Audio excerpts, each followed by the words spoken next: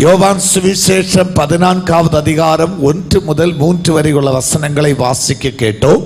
நமது ஆண்டவராய் இயேசு கிறிஸ்து இந்த பூமியில் இருந்த நாட்களில் அவருக்கு சுற்றும் இருந்த சீசர்களோடு பொது ஜனத்தோடு அவர் சொன்ன அழகான ஒரு இன்பமான வார்த்தை, உங்கள் இருதயம் கலங்காதிருப்பதாக. ஒரு முக்கியமான நபர், ஒரு அதிகாரி, இல்லாவிட்டால் நமக்கு உதவி செய்ய தகுந்த ஒருவர் இந்த வார்த்தையை சொன்னால் நாம் நம்புவோம். பண பிரச்சனையில், பண தேவையில், கடன் எடுத்து அதை அடைக்க முடியாமல், லோன் க்ளோஸ் பண்ண முடியாமல், நம்ம வீடு ஜப்தி உன்னுடைய ஒரு ஓரத்தில் இருக்கும் போது ஒரு கவர்மெண்ட் அதிகாரி, இல்லாவிட்டால் எம்எல்ஏ, இல்லாட்டி சிஎம் ஒரு வார்த்தை வருதுன்னு சொல்லுங்க. நினைங்க, உங்கள் இருதயம் கலங்காதிருப்பதாக. கண்டிப்பாக நம்ம அதை நம்புவோம். நமது கலக்கத்தை மாற்றுவோம். ஏனெனில் அவர் நினைத்தால் இந்த லோனை கேன்சல் பண்ண முடியும். அல்லேலூயா. ஆனால் இங்க கவனிங்க, மகா தெய்வத்தின் குமாரன் கர்த்தராகிய இயேசு கிறிஸ்து, சகல மனுஷர்களுடைய சிருஷ்டி தெய்வத்தின் குமாரன் சொல்லுகிறார், உங்கள் இருதயம் கலங்காதிருப்பதாக. இயேசுவுக்கு சுற்றும் இருந்த ஆட்கள் பல கலக்கங்களோடு இருந்தார்கள், பல சஞ்சலங்களோடு இருந்தார்கள்.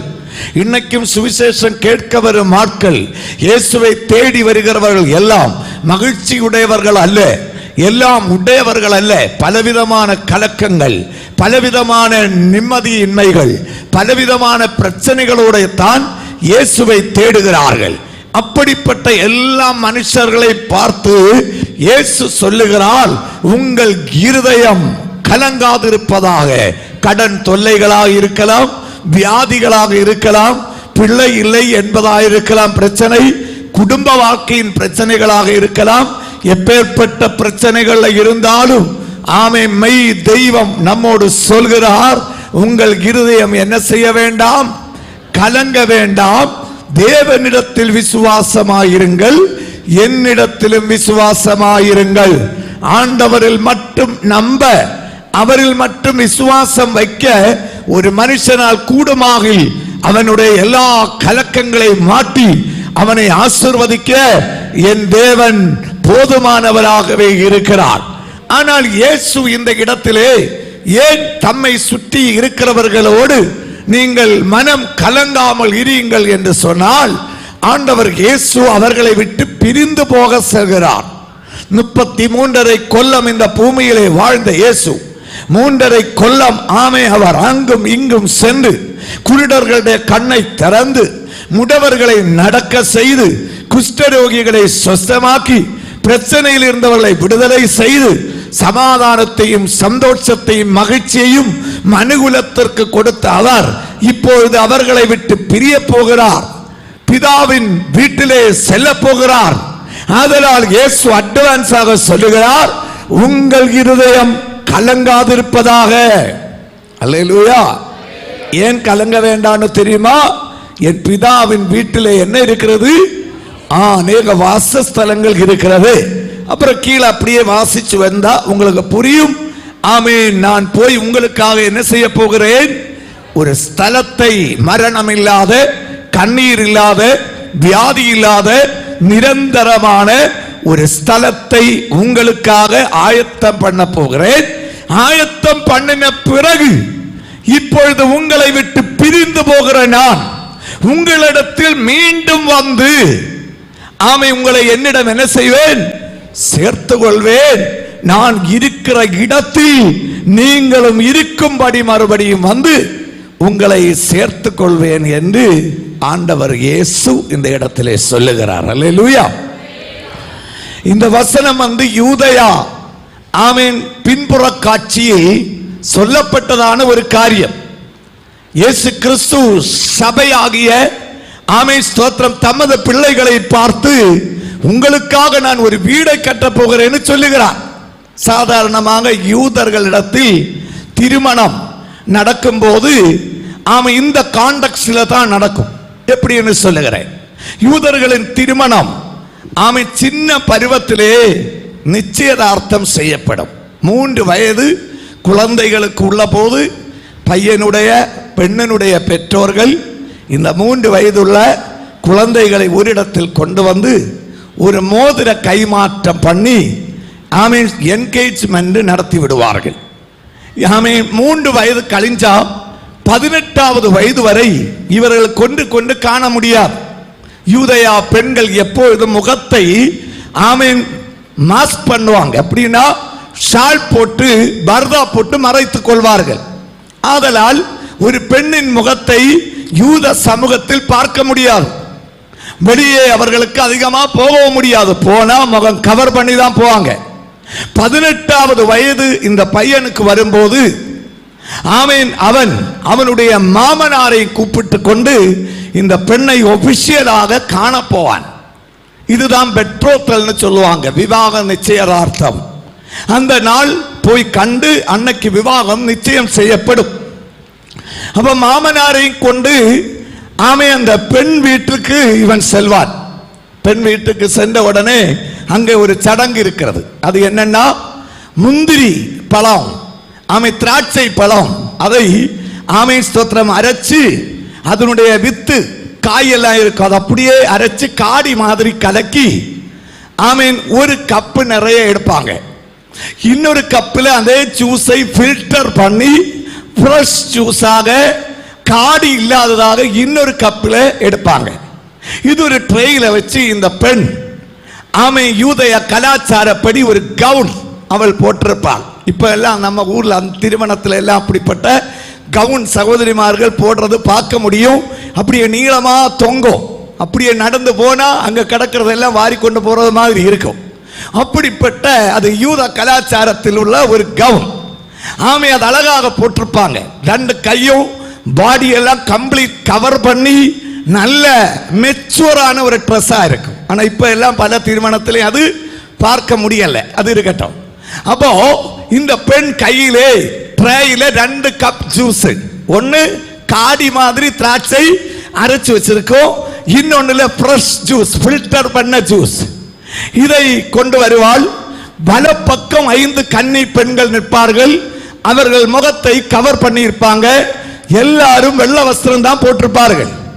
இடப்பக்கம் 5 பெண்கள், அவர்களும் முகத்தை கவர் பண்ணி இருப்பார்கள். எல்லார் கையிலையும் ஒரு விளக்கு இருக்கும். அதை எரிய வைக்காமல் விளக்கு மட்டும் வச்சிருப்பாங்க.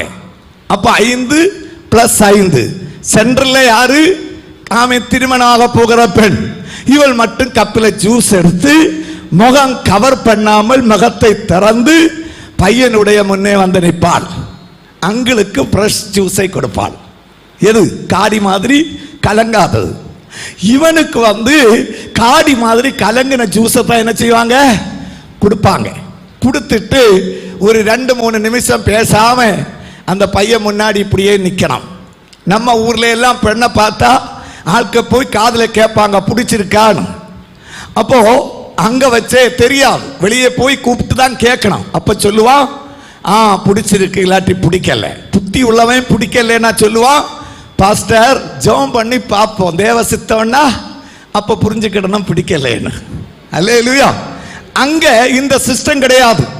பார்த்து கொண்டிருக்கும் போதே பையனுக்கு பிடிச்சிருக்கான்னு கண்டுபிடிக்க முடியும். எப்படின்னா அந்த பெண் கையில இருந்த ஜூஸ் கையில வாங்கிட்டா அவளுடைய முகத்தை பார்த்த பிறகு அந்த ஓரிரு நிமிடங்களுக்குள்ளே அந்த பெண்ணை எத்தனை அளவு பிடித்திருக்கிறதோ அத்தனை அளவு கப்பில் இருக்கிற ஜூஸ் குடிக்கணும். அல்லேலூயா. 100% அந்த பிள்ளை பிடிச்சிருக்குன்னா அந்த காடி போல கலக்கி வச்சிருக்கிற ஃபில்டர் பண்ணாத ஜூஸினுடைய கடைசி அந்த வித்தின் பொடி வரை குடிச்சு தீக்கணும்.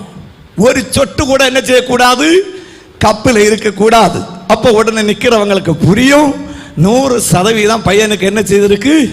பிடிச்சிருக்கு. 50% பிடிச்சிருக்குன்னா 50% தான் குடிக்கணும். 25% பிடிச்சிருக்குன்னா 25% தான் குடிக்கணும். பிடிக்கலன்னா ஜூஸ் தொட்டு கூட பார்க்க கூடாது. அல்லேலூயா. அது அவங்க சிஸ்டம். இனி இந்த ஜூஸ் முழுவதும் குடிச்சு முடிச்சா அந்த பிள்ளைக்கு புரியும் என்ன பிடிச்சிருக்கு. ஏன்னா யூதர்களிடையிலே பெண்களுக்கு தீர்மானம் எடுக்க முடியாது. அவனுக்கு பிடிச்சுன்னா இவன் என்ன செய்யணும்?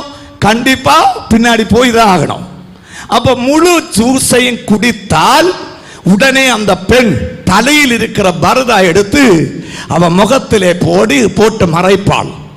மறைத்து உள்ளத்திலே சொல்லிக் கொள்வார், இந்த உலகத்தில் ஆமென் தெய்வம் எனக்காக ஒரு மணவாளனை உண்டு பண்ணினார், அவரை நான் பார்த்திருக்கிறேன், அவர் என்னை கண்டிருக்கிறார், இனி இந்த உலகத்தில் யாரும் என்னுடைய முகத்தை பார்க்க வேண்டிய தேவை இல்லைன்னு சொல்லிதான் இந்த முகத்தை அப்படியே கவர் பண்ணுவாங்க. கவர் பண்ணினா உடனே பையன் இருந்த இடத்துல இருந்து எழும்புவான். எழும்பிட்டு சொல்லுவான், நான் என்னுடைய அப்பா வீட்டிற்கு போகிறேன், உனக்காக ஒரு வீடு கட்ட போகிறேன், கட்டி முடித்த உடனே திரும்பி வந்து உன்னை என் வீட்டிற்கு நான் கொண்டு செல்வேன். அல்லேலூயா. இது கழிஞ்சா ஆமென் ரெண்டு பேரும் கிளம்பி போவாங்க. அடுத்த ஒரு வருஷம் கழிஞ்சு தான் திருமணம் நடக்கும். அந்த ஒரு வருஷம் எதுக்குன்னா ஒரு புதிய வீடு கட்டணும். யூதர்களிடத்தில் ஒரு பையனுக்கு திருமணம் நடக்கணும்னா முதல்ல அவன் என்ன செய்யணும்? அவன் சொந்தமாக ஒரு வீடு கட்டணும். அது ஒரு வருஷத்துல கட்டணும். அந்த மாதிரி சம்பாதித்தவன் பணம் வச்சிருக்கணும். நம்ம ஊர்ல தம்பிமார்கள் தப்பிச்சாங்க. காரணம் ஒன்னும் இல்லாட்டி இங்க என்ன செய்யும்? திருமணம் நடக்கும். ஆனா யூதர்களிடத்தில் நடக்காது. தனி வீட்டுல தான். அப்பா வீட்டுல கொண்டு போனான்னா அனுப்பி வைக்க மாட்டாங்க, அம்மா வீட்டுல என்ன அனுப்பி வைக்க மாட்டாங்க. சுதந்திரமாக ஒரு வீடு கட்ட வேண்டும். ஒரு அல்லேலூயா சொல்லலாமா? இதை போலத்தான் ஆண்டவர் இயேசு சொல்லுகிறார், நான் உங்களுக்காக சபையை விவாக நிச்சயதார்த்தம் பண்ணின இயேசு சொல்லுகிறார், உங்களுக்காக நான் ஒரு வீடை கட்ட போகிறேன், கட்டி முடித்தால் திரும்பி வந்து உங்களை என்னிடம் என்ன செய்வேன்? சேர்த்துக் கொள்வேன். இந்த சேர்த்துக் கொள்ளும் தன்மையை தான் இரண்டாம் வருகை என்று வேதம் சொல்கிறது. இயேசு கிறிஸ்துவின் இரண்டாம் வருகை. முதல் வருகையில் வந்து தன் மணவாட்டியை கண்டு ஆவியினால் விவாக நிச்சயம் செய்து இயேசு இப்பொழுது காத்திருக்கிறார். எதற்காக? தமது மணவாட்டியாகிய சபையை சேர்த்துக் கொள்வதற்காக. பரிசுத்த வேதாகமத்தில் இயேசுவின் இரண்டாம் வருகையை குறித்து 1845 இடங்களில் சொல்லப்பட்டிருக்கிறது. ஆமென். 27 புத்தகங்கள் உள்ள புதிய ஏற்பாடில் 23 புத்தகங்கள் இயேசுவின் இரண்டாம் வருகை குறித்து தெள்ள தெளிவாக சொல்லுகிறது. 260 அதிகாரங்கள் உள்ள புதிய ஏற்பாடில் 318 தடவை டைரக்டாக இயேசுவின் இரண்டாம் வருகை குறித்து அழகாக சொல்லப்பட்டிருக்கிறது. வெளிப்படுத்தின விசேஷத்தில் மட்டும் வருகை குறித்து 7 இடத்தில் சொல்லப்பட்டிருக்கிறது. ஆண்டவர் இயேசு கிறிஸ்து இந்த பூமியில் வாழ்ந்த நாட்களில் 21 தடவை நான் போய் மீண்டும் வந்து உங்களை சேர்ப்பேன் என்பதற்கு அவர் திரும்ப வருவேன் என்று சொல்லி இருக்கிறார். பரிசுத்த வேதாகமத்தில் 50 இடங்களில் அவருடைய வருகையின் எச்சரிக்கை சத்தங்கள் பார்க்க முடிகிறது. இவ்வண்ணம் இயேசுவின் இரண்டாம் வருகை மிகவும் சீக்கிரம் நடக்க போகிறது.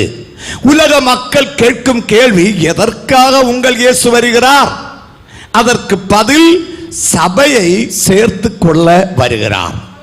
அப்படின்னு அடுத்த கேள்வி அவங்க கேட்பாங்க, வாட் இஸ் சர்ச்? சபை என்றால் என்ன? அதற்கு வேதம் சொல்லும் ஆமென் ஸ்தோத்திரம் பதில், அழைத்து பிரித்தெடுக்கப்பட்டவர்களின் கூட்டம். அக்கிரமங்களினாலும் பாவங்களினாலும் இந்த உலகத்திலே செத்து அழிந்து போயிருந்த ஆட்களை ஆண்டவர் இயேசு அழைத்து நம்மை ஒவ்வொருவரையும் பிரித்தெடுத்து ஒரு கூட்டமாக வைத்திருக்கிறார். இந்த கூட்டம் தான் இயேசுவின் சபை. ஒரு அல்லேலூயா சொல்லலாமா? பில்டிங் அல்ல, பெரிய சிறிய பில்டிங் எல்லாம் இன்னைக்கு ஒவ்வொரு சபைக்காரர்களும் கட்டி வைத்திருக்கிறார்கள். கொடைக்கானல் வட்டக்கானலில் ஒரு சர்ச்சிலே போயிருந்தேன். அங்கே 2 கோடி ரூபாய் செலவு பண்ணி ஒரு சர்ச் கட்டி வைத்திருக்கிறார்கள். அழகாக இருக்கிறது. கருங்கல்லிலே கட்டி உள்ள தேக்கு மரம் எல்லாம் சுவர்ல பதிச்சு நல்ல அழகாக கட்டி வச்சிருக்கிறாங்க.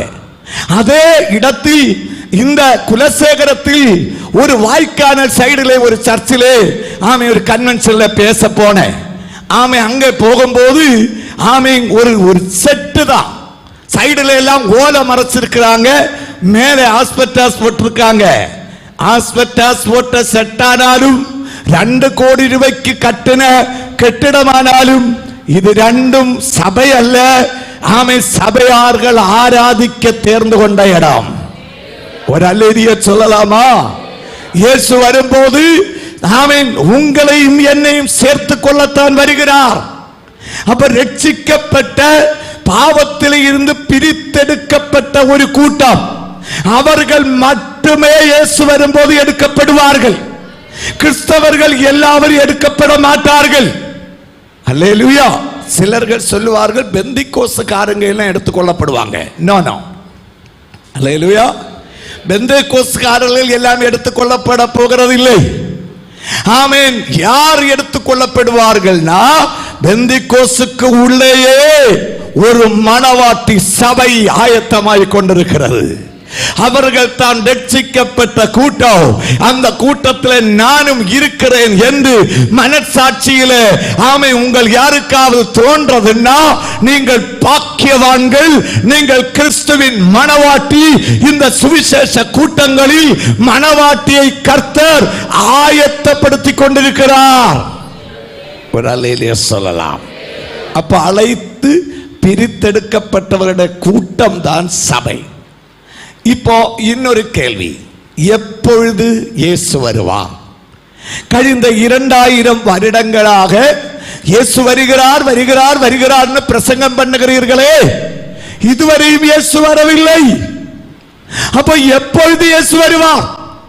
என்னுடைய சின்ன பிராயத்தில் எல்லாம் இப்படி ஒரு நற்செய்தி கூட்டம் நடந்தா ஆமென் 3வது நாள் கூட்டம் முடிகிற அன்னைக்கு கண்டிப்பாக எந்த தலைப்பு தான் பிரசங்கம் நடக்கும்? இயேசு கிறிஸ்துவின் 2ஆம் வருகை. ஆனா இப்போ 3, 4, 7 நாட்கள் நடந்தும் அநேக கூட்டங்களில் கடைசி நாளும் இல்லை, எடைக்குள்ள நாளும் இல்லை, வருகையை குறித்துள்ள பிரசங்கமே இப்பொழுது இல்லை. ஒருவேளை பிரசங்கிமார்களும் ஆமை வருகையை குறித்து ஆமை இயேசு கொஞ்சம் தாமதிப்பார் என்று நினைத்து இருக்கிறார்களோடு எனக்கு தெரியல. ஆனா ஒண்ணு, கர்த்தர் இந்த ஆமென் ஸ்தோத்திர ஊழியத்தை எனக்கு கொடுக்கும் போது அவர் சொன்ன வார்த்தை, எங்கே போனாலும் முதலில் நீ சொல்ல வேண்டியது என்னுடைய வருகையை குறித்து மக்களுக்கு சொல். என்னுடைய வருகை சீக்கிரம் என்று சொல். அது சீக்கிரம் நான் வரப்போகிறேன். அதனால தான் இந்த 2வது நாள் அவருடைய வருகை குறித்து உங்களிடம் சொல்ல போகிறேன். நாளைக்கு வருகைக்கு பின்பு இந்த உலகத்தில் என்ன நடக்கும் என்றும், கடைசி நாளிலே ஆமென் பரலோகம் நரகம் எப்படி இருக்கும் என்றும் உங்களோடு பேச மனதிலே ஆசைப்படுகிறேன். கர்த்தருக்கு சித்தமானால் ஒரு அல்லேலூயா சொல்லலாம். அப்ப வேதம் சொல்கிறது இயேசு எப்பொழுது வருவார்? When did Jesus come என்ற கேள்விக்கு பதில் வேதாகமத்திலேயே நம்ம திரும்பி பார்த்தா 2 பேதுரு 3வது அதிகாரம் 9, 10 வசனங்களை வாசிக்க கேட்கலாம். 2 பேதுரு 3வது அதிகாரம் 9, 10 வசனங்கள். தாமதிக்கிறார் என்று சிலர் எண்ணுகிறபடி கர்த்தர் தமது வாக்குத்தத்தை குறித்து சிலர்கள் என்ன நினைக்கிறாங்க? இயேசுவின் வருகை தாமதிக்கிறது. இப்ப எல்லாம் இயேசு என்ன செய்ய மாட்டார், வரமாட்டார். ஆனா பேதுரு என்ன சொல்றான்னு பாருங்க. தமது வாக்குத்தத்தை குறித்து தாமதமாயிராமல் வாசிங்க சிஸ்டர். இந்த தேசத்தில் அனைத்து மக்களும் கேட்க வேண்டும், ஏன் இயேசுவின் வருகை தாமதிக்கிறது என்று தெரியுமா அருமையானவர்களே?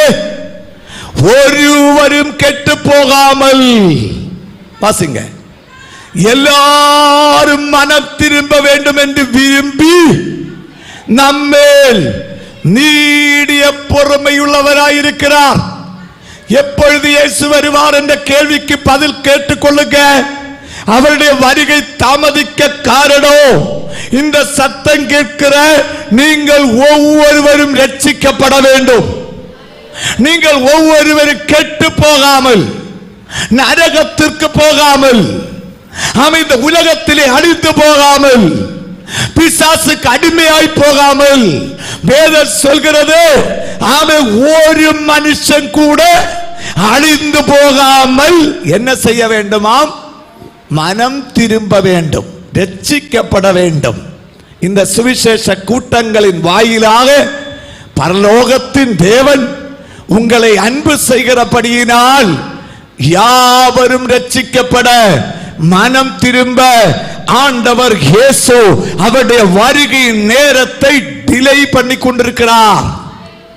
The second coming of Jesus Christ is being delayed because you and you alone. நீ ஒருவரே அதற்கு காரணம். மனம் திரும்பாத, ரட்சிக்கப்படாத, இயேசுவுக்காக உள்ளத்தை கொடுக்காத அன்பு சகோதரனே, சகோதரியே, தம்பியே, தங்கச்சி, நீ தான் காரணம். என் இயேசுவின் வருகை தாமதிக்க காரணம் உன்னுடைய ரட்சிப்பிற்காக, உன்னுடைய மன திரும்புதலுக்காக இயேசு காத்திருக்கிறார். ஹல்லேலூயா. இன்றைக்கே ரட்சிப்பினால், ரட்சணியத்தினால் இயேசுவை இரட்சகராய் ஏற்றுக்கொள்ள வேண்டும். அனைத்து மனுஷர்களும், ஒரு மனுஷன் கூட அழிந்து போகிறது என் ஆண்டவருக்கு விருப்பமில்லை.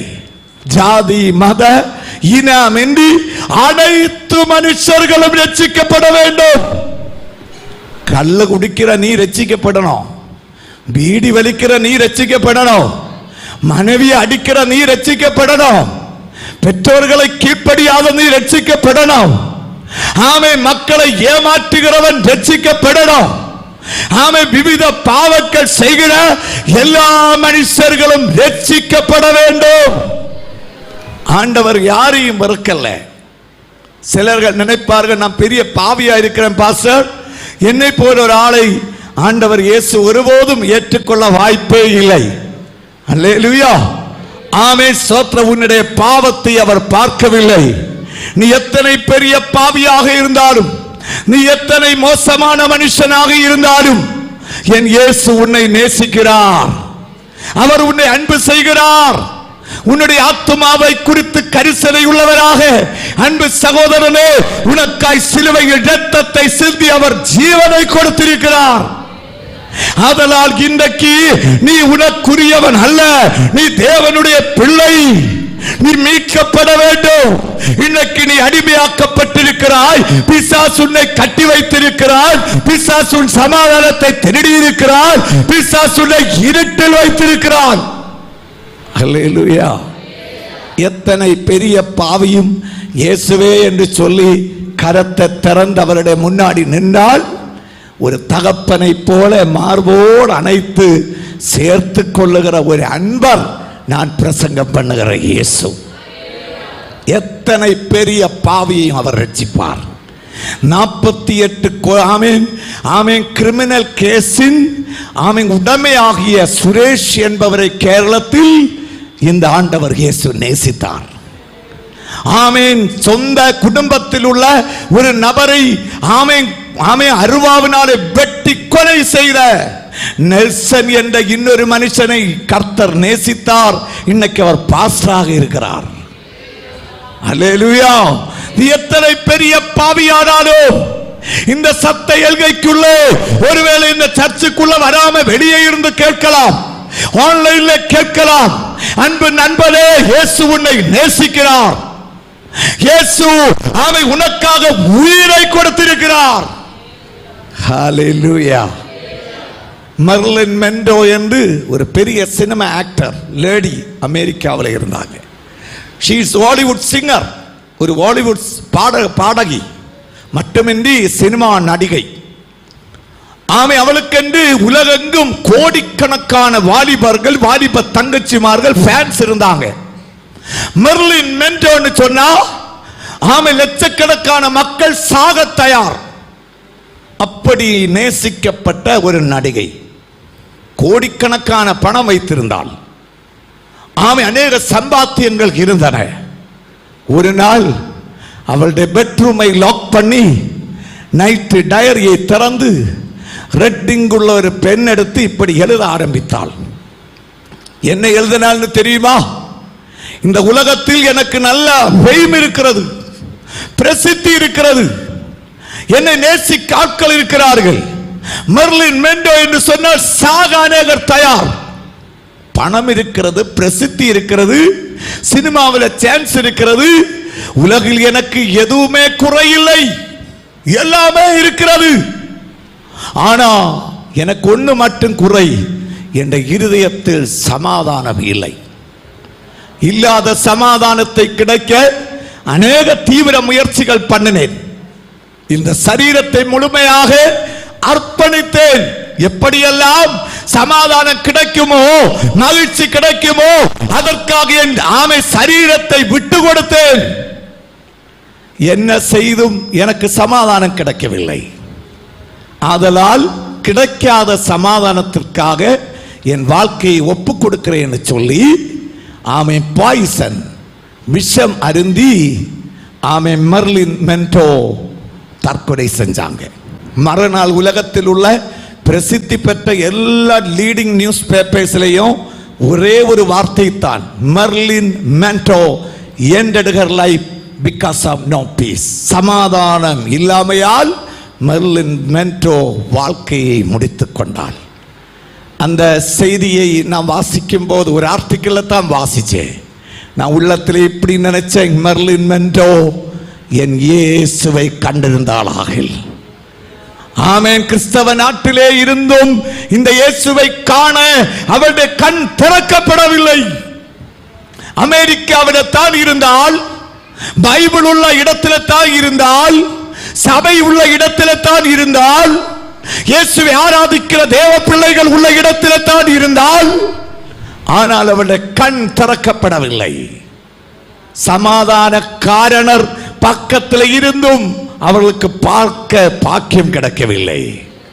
இன்றைக்கு இரவு இந்த சத்தத்தை கேட்டுக் கொண்டிருக்கும் போது அன்பானவர்களே, வாழ்க்கையில் சமாதானம் இல்லாமல், நிம்மதி இல்லாமல், மனம் கோளாரோடு, குடும்ப வாழ்க்கையில் பிரச்சனை ஏற்பட்டு மற்ற பலவித காரணங்களால் படித்தேன் ஆனால் வேலை கிடைக்கவில்லை, வெளியூருக்கு செல்ல முயற்சி பண்ணனே முடியவில்லை, வெளியூருக்கு வீசா எடுத்து போனேன், அங்கே ஏமாற்றப்பட்டேன், இப்பேற்பட்ட பல காரணங்களால், இல்லை சரீரத்தில் வந்த வியாதி மருந்து அருந்தியும் குணமாகவில்லை, நான் சாக போகிறேன் என்று டாக்டர்மார் சொல்லுகிறார்கள்.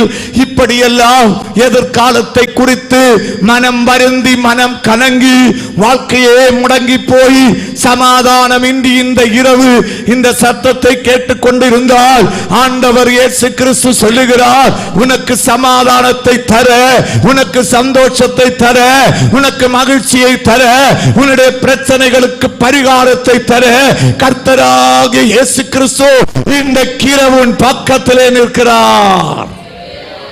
அல்லேலூயா. சமாதான காரணர் நீங்க தானே, சர்வ வல்லவரும் நீங்க தானே, சமாதான காரணர் நீங்க தானே, சர்வ வல்லவரும் நீங்க தானே. இயேசு நீங்க இருக்கையில நாங்க சோர்ந்து போவதில்லை, இயேசு நீங்க இருக்கையில நாங்க சோர்ந்து போவதில்லை. ஒரு அல்லேலூயா சொல்லலாமா? ஆண்டவர் இயேசு கிறிஸ்து சமாதான காரணர். இந்த இரவு உனக்கு சமாதானத்தை தர அவர் போதுமானவர். ஆதலால் நீ மனம் திரும்ப வேண்டும், நீ ரட்சிக்கப்பட வேண்டும், நீ தேவனுடைய ராஜ்யத்தில் ஒரு பிள்ளையாய் மாறப்பட வேண்டும், உன்னுடைய பெயர் ஜீவ புஸ்தகத்தில் எழுதப்பட வேண்டும். நீ நரகத்திற்கு போகக்கூடாது, நீ அழிவுக்கு நேரே போகக்கூடாது.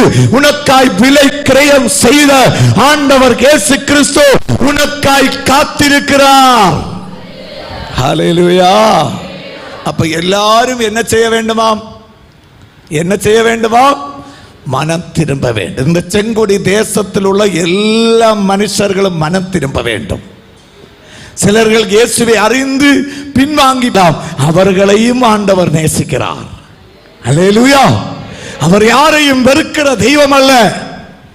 அவர் சமயத்தை பார்க்கவில்லை, ஜாதியை பார்க்கவில்லை, கலரை பார்க்கவில்லை, உன்னுடைய எந்த காரியத்தை பார்க்கவில்லை. அந்த கெட்ட குமாரன் திரும்பி வரும் வரை அவர் என்ன செய்தார்? காத்திருந்தார். என் மகன் திரும்ப வரமாட்டானா? ஒரு அல்லேலூயா சொல்லலாமா?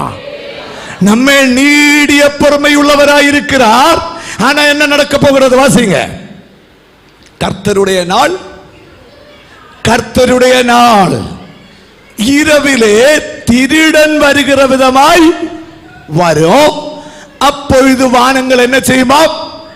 மடமட என்று அகன்று போம், பூதங்கள் வெந்து உருகி போம், பூமியும் அதில் உள்ள கிரியைகளும் எரிந்து போகும்.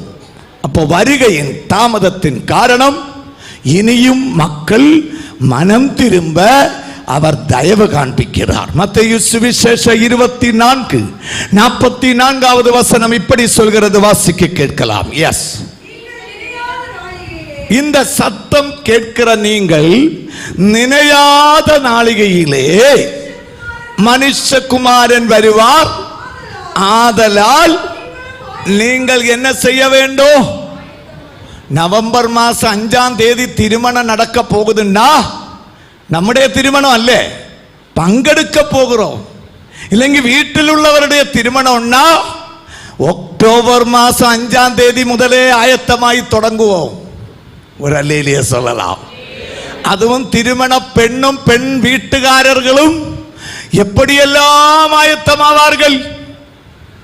ஆமே, அந்த பிள்ளை யூடியூப்ல எல்லாம் சேர்ச் பண்ணோம், வெப்சைட்ல எல்லாம் ஏறும், அமேசான்ல பிளிப்கார்ட்ல எந்த சட்டை எடுத்தா நல்லா இருக்கும், எந்த ட்ரெஸ் கோட் அழகா இருக்கும், எந்த மாடல்ல ஹேர் ஸ்டைல் பண்ணலாம், எப்படி ட்ரெஸ் கோட் பண்ணலாம். அல்லேலூயா.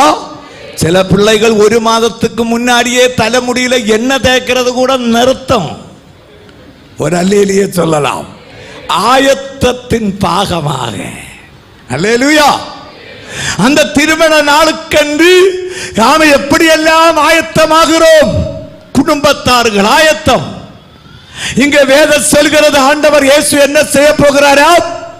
மத்திய வானத்தில் நினையாத நாளிகையிலே அவர் வரப்போகிறபடியினால் அசதியாயிருந்து விடாமல், நல்ல சந்தர்ப்பத்தை நவள விட்டு விடாமல் நீங்களும் நானும் என்ன செய்ய வேண்டுமா? ஆயத்தமாக வேண்டும். மத்தேயு சுவிசேஷம் 25வது அதிகாரத்தில் 10 பேர்கள் மணவாளன் இயேசுவின் வருகைக்காக ஆயத்தமாக இருந்தாங்க. அங்கே 10 கன்னிகை பெண்கள்னு சொல்லப்பட்டிருக்கு. 10 பேரும் கையில விளக்கு எடுத்து எண்ணெய் எல்லாம் எடுத்திருந்தாங்க. முதல்ல மணவாளன் வர நேரம் தாமதித்தபடியினால் இவர்கள் காத்திருந்து காத்திருந்து காத்திருந்து நைட்டில் என்ன செய்துட்டாங்க? தூங்கி போயிட்டாங்க. நேரத்தை நான் சொன்னேன் இல்ல, யூதர்களின் திருமணம் வித்தியாசமா இருக்கும். அந்த 3வது கட்டம் சொல்லல, இப்ப சொல்லி 1 வருடம் கழிஞ்சு அவர்கள் திருமணம் நைட்டு தான் நடக்கும். அந்த திருமண நாள் நைட்டுன்னு சொல்லுவாங்க, நேரம் சொல்ல மாட்டார்கள். நம்ம ஊர்ல 10 மணிக்கும் 11 மணிக்கும் இடையே, 10:30 மணிக்கும் 11:30க்கும் இடையே. அதனால 10:30 எல்லாம் நாம் போய் சேர முயற்சிப்போம். இருந்தும் சில இடங்கள்ல ரொம்ப தாமதமா தான் வருவாங்க. அல்லேலூயா. ஒரு திருமணத்திற்கு ரொம்ப லேட் ஆயிட்டாங்க. ஆமே, கடைசியாக பாஸ்டர் மேடையில் ஏறி அந்த திருமணம் நடத்த துவங்கவும் ஒருத்தர் வந்து காதுல சொல்றார், பாஸ்டர் நேரம் ரொம்ப லேட் ஆயிட்டு, மேக்சிமம் சுருக்கி நடத்துங்க. சரின்னு சொல்லிவிட்டாச்சு. அப்புறம் கொஞ்சம் கழிச்சா பையனுடைய தகப்பனார் வருகிறார். அவர் சொல்ற, பாஸ்டர் வெரி லேட், மேக்சிமம் சீக்கிரம் முடிச்சிருங்க. சரிட்டாச்சு. கொஞ்சம் கழிஞ்சப்போ பெண்ணினுடைய தகப்பனார் வருகிறார். வரிசையா 7 பேர் வந்தாச்சு. ஆமை, கடைசியாக இருந்த பையன் எழும்பி காதுல சொல்றான், பாஸ்டர் முடிஞ்சா ஓரிரு வார்த்தைகள் என்ன செய்யுங்க, முடியுங்க. அல்லேலூயா. அவர் கெட்டிக்காரனாகிய போதகர் மேடையில் ஏறி சொன்னாராம், பிரியமானவர்களே, எல்லாருக்கும் ஆத்திரம், கர்த்தருக்கு தோத்திரம், திருமணம் நிறைவேறினது. அவர் பைபிளை எடுத்துட்டு கிளம்பிட்டார். ஒரு அல்லேலூயா சொல்லலாம். அப்புறம் பையன் வீட்டுக்காரங்க பின் வீட்டுக்காரங்க காதை பிடிச்சுதான் என்ன செய்தாங்க, மேடையில கொண்டு வந்தாங்க. அவர் சொன்னார், 1 மணி நேரம் தயாரா, பாஸ்டர் 2 மணி வரை வேணாலும் எடுத்துக்கங்க. ஒரு அல்லேலூயா சொல்லலாமா? அப்ப நேரம் சொல்ல மாட்டார்கள், நைட்டு திருமணம் நடக்கும். அப்ப இந்த பெண் வீட்டார்கள் தயாராகி ஆயத்தமாய் இருக்கணும். பையன் வீட்டில் வரும்போது அறிகுறி என்னன்னா, முன்னாடி 7 பேர்கள் எக்காலம் பிடிச்சிருப்பாங்க. ஆமே, இந்த எக்காலம் ஊதிக்கொண்டே வருவார்கள். பையன் ஒரு குதிரை வண்டியில மேல உட்கார்ந்து அழகா வருவான். ஆட்கள் எல்லாம் பவனி வருவார்கள். அப்ப எக்காலம் ஊதிக்கொண்டே வருவார்கள். பெண் வீட்டு பக்கத்தில் வந்த உடனே இந்த எக்காலம் பிள்ளையுடைய காதில விழும். தகப்பன் பெற்றோர் எல்லாருடைய காதில விழும். படபடான கிளம்பி இவர்கள் கிளம்புவாங்க. எதிர்கொண்டு போவார்கள். எதிர்கொண்டு போய் வழியில் வைத்து இவர்கள் ஒன்றோடொன்று சந்தித்த உடனே அந்த பெண்ணை பையனுடைய வண்டியில ஏற்றுவாங்க. அப்புறம் எல்லாரும் சேர்ந்து பெண் வீட்டிற்கு போவார்கள். இதுதான் யூதா கலாச்சார திருமணம். இப்ப பாருங்க, அந்த கலாச்சாரத்தில் தான் இங்க சொல்லப்பட்டிருக்கு 10 பெண்கள், கன்னிகை பெண்கள் மணவாளனுக்காக இப்ப என்ன செய்கிறார்கள்? காத்து காத்து இருக்கிறார்கள். என்ன கேட்க வேணும்? எக்காலம் கேட்கணும். ஒரு அல்லேலூயா சொல்லலாம். அல்லேலூயா. இன்னைக்கெல்லாம் அப்படி நடக்குமா? சில அதிகாலை 2 மணிக்கு வருவான். எக்காலம் கேட்கும்போது ரெடியா இருக்கணும். ஒரு அல்லேலூயா சொல்லுங்க. இப்ப இந்த பெண்கள் 10 பேர் என்ன செய்துட்டாங்க? காத்திருந்து காத்திருந்து கண் மயங்கி தூங்கி விட்டார்கள். மணவாளனை காத்திருந்து காத்திருந்து கண் மயங்கி தூங்கி விட்டார்கள். இதுல இன்னொரு ஆவிக்குரிய சத்தியம் கூட சொல்றேன். இயேசுநாதர் எப்ப வருவார்னா, இன்றைக்குள்ள சபையாகிய மணவாட்டி காத்து கொண்டே இருக்கிறது. காத்து காத்து கண் மயங்கி இருக்கும் போது இயேசு வருவார். ஒரு அல்லேலூயா சொல்லலாமா? மயக்கம் வருதா? சபைக்கு மயக்கம் வருகிறதா? மணவாட்டிக்கு மயக்கம் வருகிறதா? இன்றைக்கு மயக்கம் மாதிரி தான் தெரியுது அநேக சபையில போகும்போது. அல்லேலூயா. காத்திருந்து காத்திருந்து மயக்கம் அடைந்த உடனே எக்கால சத்தம் கேட்டது. 10 பேர் எழும்பிட்டாங்க. விளக்கை எடுத்தாங்க. விளக்கை எரிய வைக்கவும் எல்லா விளக்கும் எரிந்தது. மிக மகிழ்ச்சி. மணவாளன் பக்கத்தில் விளக்கு கொளுத்தி தான் போனோம். ஆமென் ஸ்தோத்திரம். மணவாளன் பக்கத்தில் போகவும் போக துவங்கவும் 5 பேர் விளக்கில் எண்ணெய் இல்லை, எண்ணெய் இல்லை. ஒரு அல்லேலூயா சொல்லலாம். ரட்சிக்கப்பட்டாங்க, ஞானஸ்நானம் பெற்றாங்க, பரிசுத்த ஆவியை பெற்றார்கள், இயேசுவுக்காக ஆயத்தமாய் காத்திருந்தார்கள். ஆனால் வாழ்க்கையில் ஏதோ சில காரணங்களால் ஆவிக்குரிய வாழ்க்கையில் தவறி போயிட்டார்கள், பின்வாங்கி போயிட்டார்கள், பரிசுத்த ஆவி இழந்து போயிட்டார்கள். விளக்கில இப்போது எண்ணெய் இல்லை. எண்ணெய் உள்ள ஆட்களை எப்படி தெரியும்னு தெரியுமா? ஆராதிச்சு கொண்டே இருந்தா கீபோர்ட் ஆஃப் பண்ணாலும் இது ஆராதிச்சுட்டே இருக்கும். அல்லேலூயா. ட்ரம் அடி நிறுத்தினாலும் ஆராதனை நடந்துட்டே இருக்கும். பாஸ்டர் சத்தம் ஆஃப் ஆனாலும் அங்க ஆஃப் ஆகாது. ஏன்னா எண்ணெய் இருக்கு, அதனால எரிஞ்சிட்டு இருக்கும். அல்லேலூயா. ஆமென். இது எப்போ ஆஃப் ஆக்கலான்னு சிலது பார்த்துட்டே இருக்கும். எண்ணெய் இல்லை என்பது பொருள். ஒரு அல்லேலூயா சொல்லலாமா? அல்லேலூயா.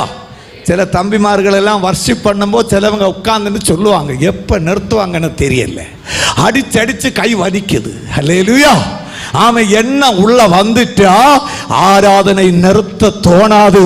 ஆராதிக்க ஆராதிக்க ரட்சிப்பின் சந்தோஷம் உள்ளே பெருகிக் கொண்டே இருக்கும்.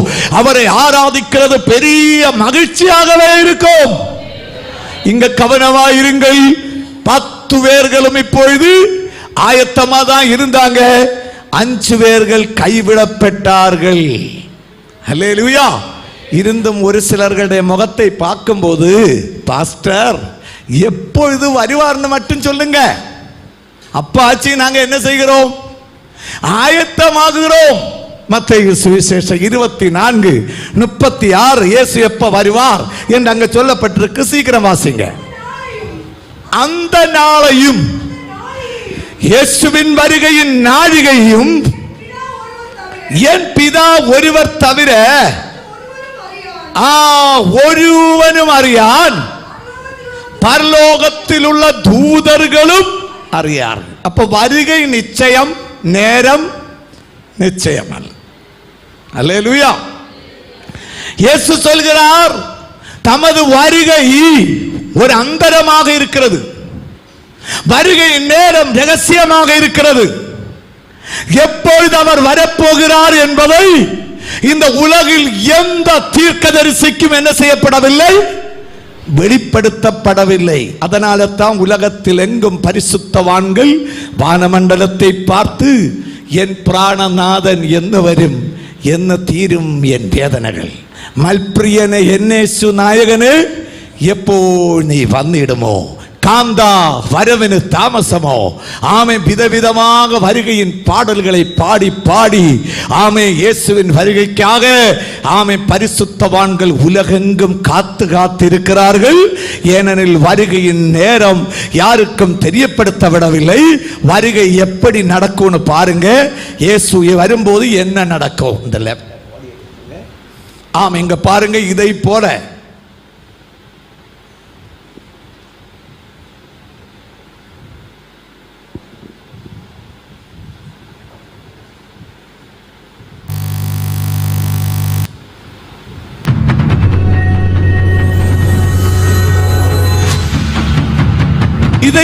இயேசு வரும்போது பாருங்க, பரிசுத்தவான்கள் எடுத்துக்கொள்ளப்படுவார்கள்.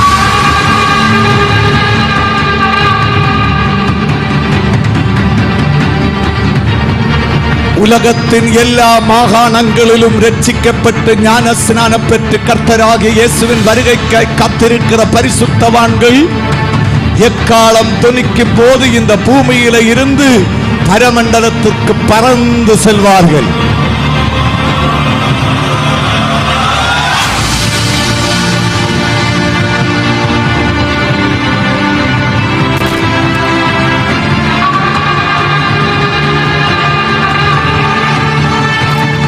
அன்பானவர்களை, இன்றைக்கு இரவு கர்த்தராகிய இயேசு வந்தால் நீங்கள் போக ஆயத்தமாயிருக்கிறீர்களா? எதிர்பாராத நேரத்தில் எக்கால சத்தம் மத்திய வானத்தில் முழங்கும். மத்தேயு சுவிசேஷம் 24வது அதிகாரம் 3வது வசனத்தில் சீசர்கள் இயேசுவிடம் வந்து கேட்கிறார்கள். வாசிங்க, என்ன கேட்கிறார்கள்?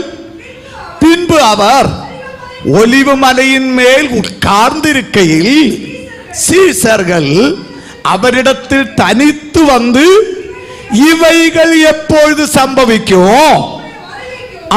உம்முடைய வருகைக்கும் இந்த உலகத்தின் முடிவிற்கும் நேரம் எப்போன்னு கேட்டா உடனே இயேசு சொல்லுவார், எனக்கு தெரியாது. யாருக்கு தான் தெரியும்? பிதா ஒருவரே அறிவார். அதனால அவங்க கொஞ்சம் புத்தியோட கேட்கிறாங்க.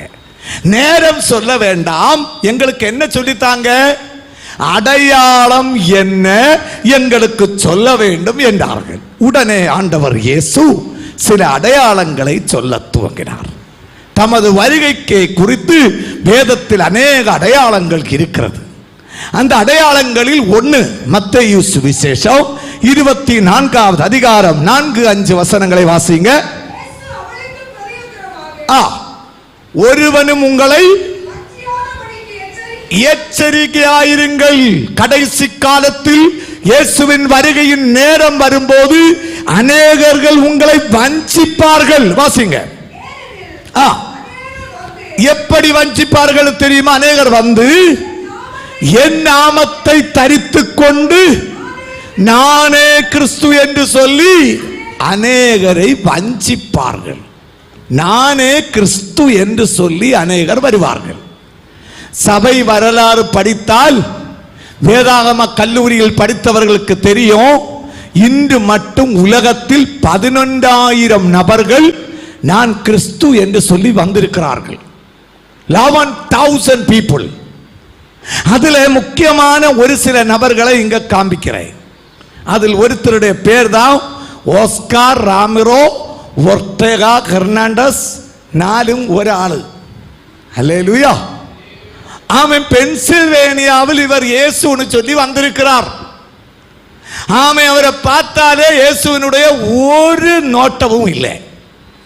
இருந்தும் ஆமென் மாயத்தனமாக சில பொய் கிரியைகளை எல்லாம் நடப்பித்து மக்களை ஏமாற்றி மக்களை வஞ்சித்து, நான் தேவகுமாரன், பிதாவாக தேவன் என்னை பூமியில் அனுப்பி இருக்கிறார் என்று சொல்லி பென்சில்வேனியாவில் அநேகரை ஏமாற்றி வஞ்சித்த ஒரு வஞ்சகன் தான் இந்த ஹெர்னாண்டஸ். இவர் தம்மை கிறிஸ்து என்று சொல்லிக் கொள்ளுகிறார். அல்லேலூயா. வேதம் எவ்வளவு தெள்ள தெளிவாக சொன்னதுன்னு பாருங்க. நான் கிறிஸ்து என்று சொல்லி அநேகர் வருவார்கள். இன்னொருத்தரை பாருங்க, மயாமி புளோரிடாவில் வந்த இயேசு. இவருடைய பேரு Jose Lewis D Jesus Mirinda. குடிக்கிற மராண்டான்னு நினைச்சிடாதீங்க. அல்லேலூயா. இவர் சொல்கிறார், நானே இயேசு. நியூயார்க் நகரத்தில் 8 லட்சம் ஆட்கள் இவரை பின்பற்றுகிற ஒரு பெரிய சபை ஒன்று வைத்திருக்கிறார். இவரும் மனைவியும் சேர்ந்து அந்த சபையை நடத்துகிறார்கள். அநேக கிறிஸ்தவர்களை ஏமாற்றி இருக்கிறார். மாயாஜாலம், மந்திரஜாலம் மாதிரி அநேக காரியங்களை மக்கள் முன்னாடி காண்பிக்கிறார். நம்பத்தக்கதாக இவருக்குள்ள ஏதோ ஒரு அசாதாரண வல்லமை இருக்கிறது என்று மக்கள் நம்பத்தக்கதாக பிசாசின் உதவியால் பல காரியங்களை காண்பிக்கிறார். வேதம் சொல்கிறது, கடைசி காலத்தில் யார் வருவாங்க? நானே கிறிஸ்து என்று அநேகர் வருவார்கள். அதுல ஒரு ஆள் தான் இவர். இன்னொரு நபரை கவனிங்க. பிலிப்பியன்ஸில் இயேசுவாக வந்த இவருடைய பெயர் அப்போலோ கொய்பலாய். என்ன பிளாய்? ஆமை. இவர் பெரிய கொட்டாரம் போல் உள்ள ஒரு கட்டிடத்தை கட்டி ஆமை அதற்குள்ள ஒரு சிங்காசனம் எல்லாம் போட்டு இப்பொழுதே ராஜாவை போல வாழ்கிறார்.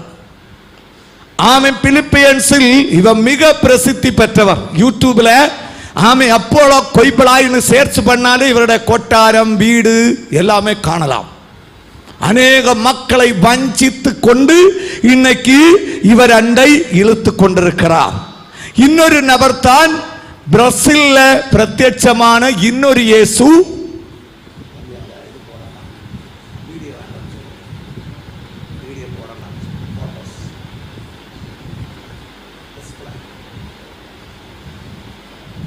கரங்களை உயர்த்தி ஒரு அல்லேலூயா சொல்லலாமா?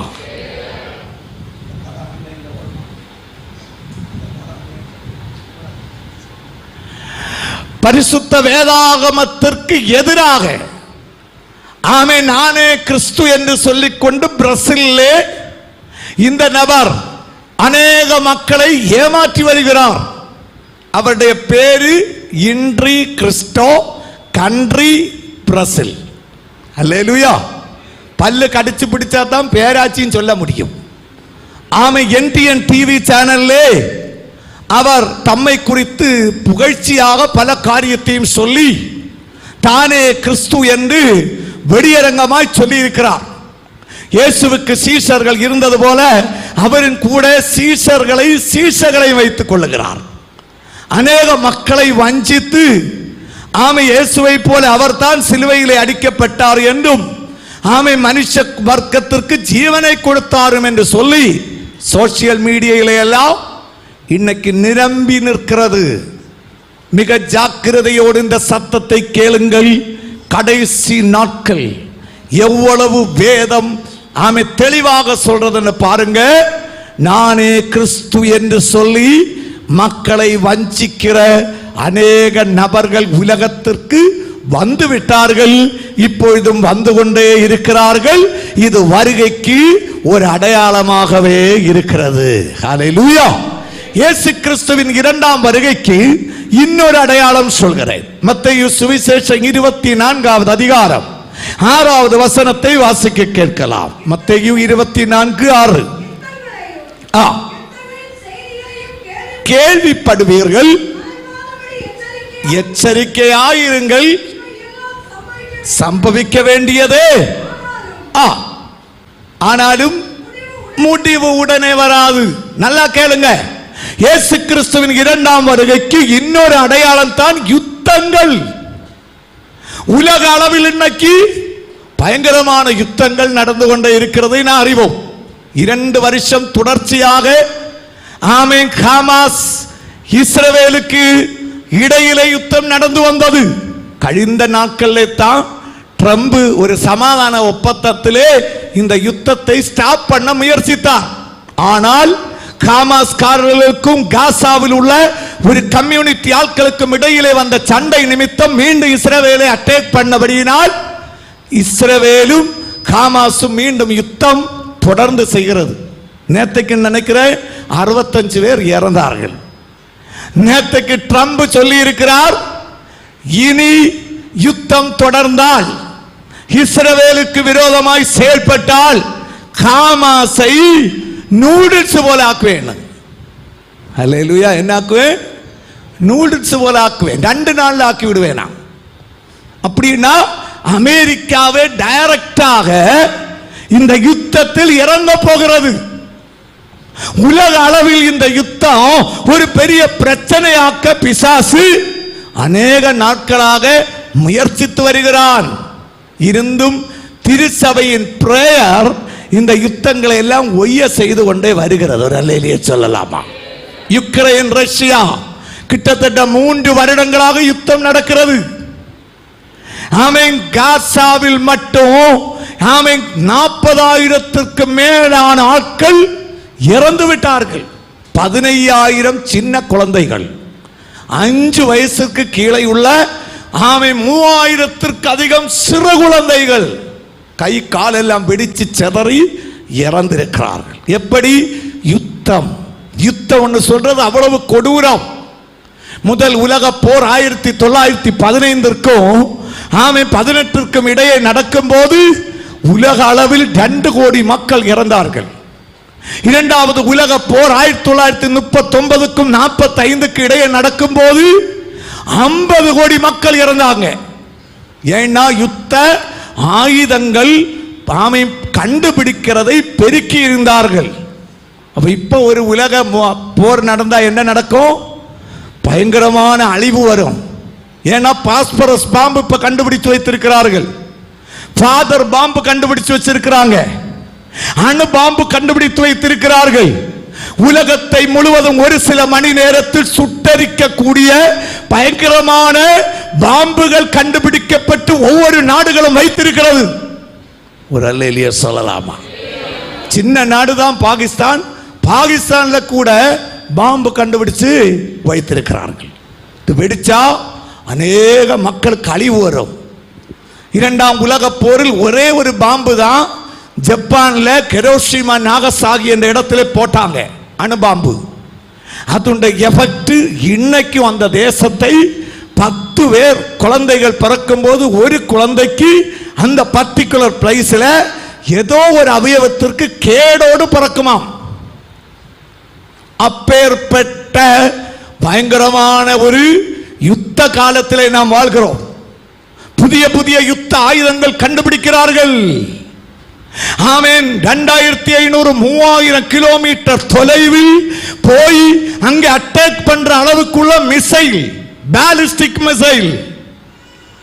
ஆமென். லட்சக்கணக்கான மிசைல் ரஷ்யா வைத்திருக்கிறது, அமெரிக்கா வைத்திருக்கிறது. இதெல்லாம் எதற்கு வைத்திருக்கிறாங்க? ஆமென். நாடுகள் ஆமென் போருக்கு வரும்போது அவர்களோடு யுத்தம் செய்யத்தான். கிலோமீட்டர் பூமிக்கு அடியில 200 அடி வரை கீழே போய் கரும் பாறைகளை உடைக்கக்கூடிய பங்கர் பாம்பு அமெரிக்கா வைத்திருந்ததை நம்ம ஒரு சில மாதங்களுக்கு முன்னே பார்த்தோம். ஈரானிலே பெரிய மலைக்குள்ளே இருந்த யுரேனியம் நிரப்பி இருந்த இடத்தில் இந்த பாம்பை போட்டாங்க. 200 அடி கீழே போகுமாம், பாறையை தொலைச்சு கொண்டு போகுமாம். ஒரு அல்லேலூயா சொல்லலாமா? இயேசு என்ன சொன்னார்? யுத்தங்களையும் அதான் கேட்டுக்கொண்டே இருக்கிறான். இப்போ செய்தி திறந்தா, நியூஸ் பேப்பர் எடுத்தா எல்லா செய்தியும் யுத்தங்களை குறித்த செய்தி தான்.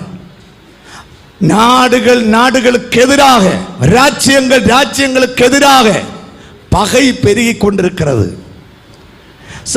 சத்ருதை உண்டு பண்ணி கொண்டிருக்கிறது. யுத்தங்களுக்கு உலக நாடுகள் தயாராகி கொண்டே இருக்கிறது. ஒரு அல்லேலூயா சொல்லலாமா? 2 வித யுத்தங்கள் இருக்கிறது. ஒன்னு பிசிக்கல் வார், அதுதான் இப்ப உலகம் எங்க நடக்கிறது. 2வது ஸ்பிரிச்சுவல் வார், ஒரு ஆத்மீக யுத்தமும் இப்ப நடக்குது. இந்த ஆத்மீக யுத்தம் திருச்சபைக்கும் பிசாசுக்கிடையே நடக்கிறது. அல்லேலூயா. பழைய ஏற்பாடு காலத்திலே இந்த யுத்தத்திற்கு நிழலாக ஒரு சம்பவம் நடந்தது. இது ஒன்று கவனிங்க. பெலிஸ்தியர் இஸ்ரவேலர்கள் ஒன்றுக்கொண்டு மோதினார்கள். 7 தாழ்வரையில் பரிசுத்த வேதாகமத்தில் 52 யுத்தங்களை குறித்து சொல்லி இருக்கிறது. முதல் யுத்தம் ஆபிரகாம் லோத்தை மீட்க நடத்தின யுத்தம். கடைசி யுத்தம் இனி நடக்க போகிறது ஆர்மகதோன் யுத்தம். இங்க கவனிங்க, 7 தாழ்வரையில் பெலிஸ்தியர்களோடு இஸ்ரவேலர்கள் யுத்தத்திற்கு ஆமென் ஸ்தோத்திரம் தயாராகிறார்கள். பெலிஸ்தியர்கள் ஒரு பெரிய மனுஷனை யுத்தம் செய்ய கொண்டு நிறுத்துகிறார்.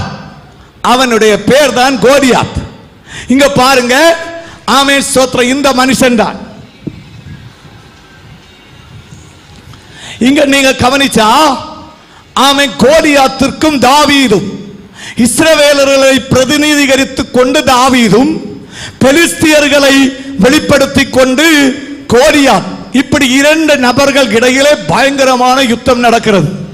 இந்த கோலியாத் யூதய பாரம்பரியப்படி படித்தால் 12 அடி உயரம் உள்ளவனாம். அவனுடைய நெஞ்சு வீதியே கிட்டத்தட்ட 5 அடி வருமாம். அவன் படுத்திருக்கிற கட்டில் அவன் 12க்கு 6 அடியாம். புரிஞ்சவங்களுக்கு அவ்வளவு பெரிய மனுஷன். 354 கிலோ வெயிட். அவனுக்கு மகிழ்ச்சி தோணி உங்களுக்கு ஷேக் ஹேண்ட் தந்தேன்னு வச்சுங்க, அவனுடைய ஒரு விரலை பிடிக்கும் நம்ம கை தீரும்.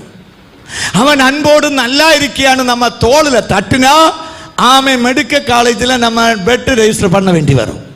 அப்படிப்பட்ட பயங்கர மனுஷன் இந்த கோலியாத். ஆனால் இஸ்ரவேலுக்கு ரெப்ரசன்ட் பண்ணி நிற்கிற நபர் யாருன்னு தெரியுமா? 4.5 அடி உயரவும் 45 கிலோ வெயிட்டும் உள்ள தாவீது. ஒரு அல்லேலூயா சொல்லலாம். இப்ப பாருங்க யுத்தம் எப்படி நடக்கிறது. இந்த தாவீதுக்கும் கோலியாத்திற்கும் இடையே, இஸ்ரவேலுக்கும் பெலிஸ்தியர்களுக்கு இடையே பயங்கரமான யுத்தம். இஸ்ரவேலர்கள் மிக சங்கடப்படுகிறார்கள். ஐயோ ஆமை, ஏனென்றால் தோல்வி அடைந்து விட்டால் இஸ்ரவேலர்கள் ஆட்டோமேட்டிக்கலாக பெலிஸ்தியர்களுக்கு அடிமையாக வேண்டும். இப்படிப்பட்ட ஒரு ஆத்மீக யுத்தம் இன்னைக்கு நடக்கிறது. இந்த பெலிஸ்தியர்னு சொன்னா சாத்தான், அவனுடைய ஆட்கள். தாவீதுன்னு சொன்னா தேவ பிள்ளைகளுக்கும் கிறிஸ்தவர்களுக்கும் சபைக்கும் அடையாளமாக இருக்கிறது. கோலியாத்து பலமுள்ளவனாக இருக்கிறான், பலசாலியாக இருக்கிறான், எதையும் செய்ய திராணியுள்ளவனாக இருக்கிறான். ஆனால் இன்னைக்கு சபை தாவீதை போல தான் இருக்கு. ஒரு அல்லேலூயா சொல்லலாம். 4.5 அடி உயரம் 45 கிலோ, என்ன செய்ய? ஒரு அல்லேலூயா சொல்லலாமா? கோலியாத்து சண்டை போடண்டா, இவன் மேல சரிஞ்சு விழுந்தாலே இவன் சட்டனியாய் போயிடுவான். அவ்வளவு பயங்கர மனுஷன். ஆனால் ஒண்ணு மட்டும் நினைங்க, இந்த சின்ன தாவீதுக்குள்ளே பெரிய தாமை கோலியாத்தை வெல்லும் ஒரு அபிஷேகத்தை ஆண்டவர் வைத்திருக்கிறார். இன்றைக்கு இந்த சத்தம் கேட்கும் போது நீ பலவீன நபராக இருக்கலாம், உன்னுடைய சத்துருக்கள் பலவான்களாக இருக்கலாம், உன்னுடைய குடும்பத்தோடு ஆமை சவால் விடுகிற சாத்தான் பெரியவனாக இருக்கலாம். பயப்பட வேண்டாம். ஆமை உனக்கு ஒத்தாசை தர பலவான்கள் மேல் பலனுள்ள பரிசுத்த ஆவியானவர் உன்னோடு கூட இருக்கிறார். அல்லேலூயா. இப்ப என்ன ஆச்சுன்னு பாருங்க. தாவீது கீழே விழுந்த உடனே பாரம்பரியம் சொல்கிறது, எப்படி அட்டாக் பண்ணியும் இவனை கீழ்ப்படுத்த முடியாததால் ஒரு பெரிய குந்தம் ஸ்வாடை எடுத்து தாவீதின் மேல வீசி எறிஞ்சானாம். எபேசியர் 6வது அதிகாரத்தில் சொல்லப்பட்டிருக்கிறது, பிசாசானவன் தேவ பிள்ளைகளுக்கு விரோதமாக ஆமே தீ அம்பை என்ன செய்கிறான்? அனுப்புகிறான். பயப்பட வேண்டாம்.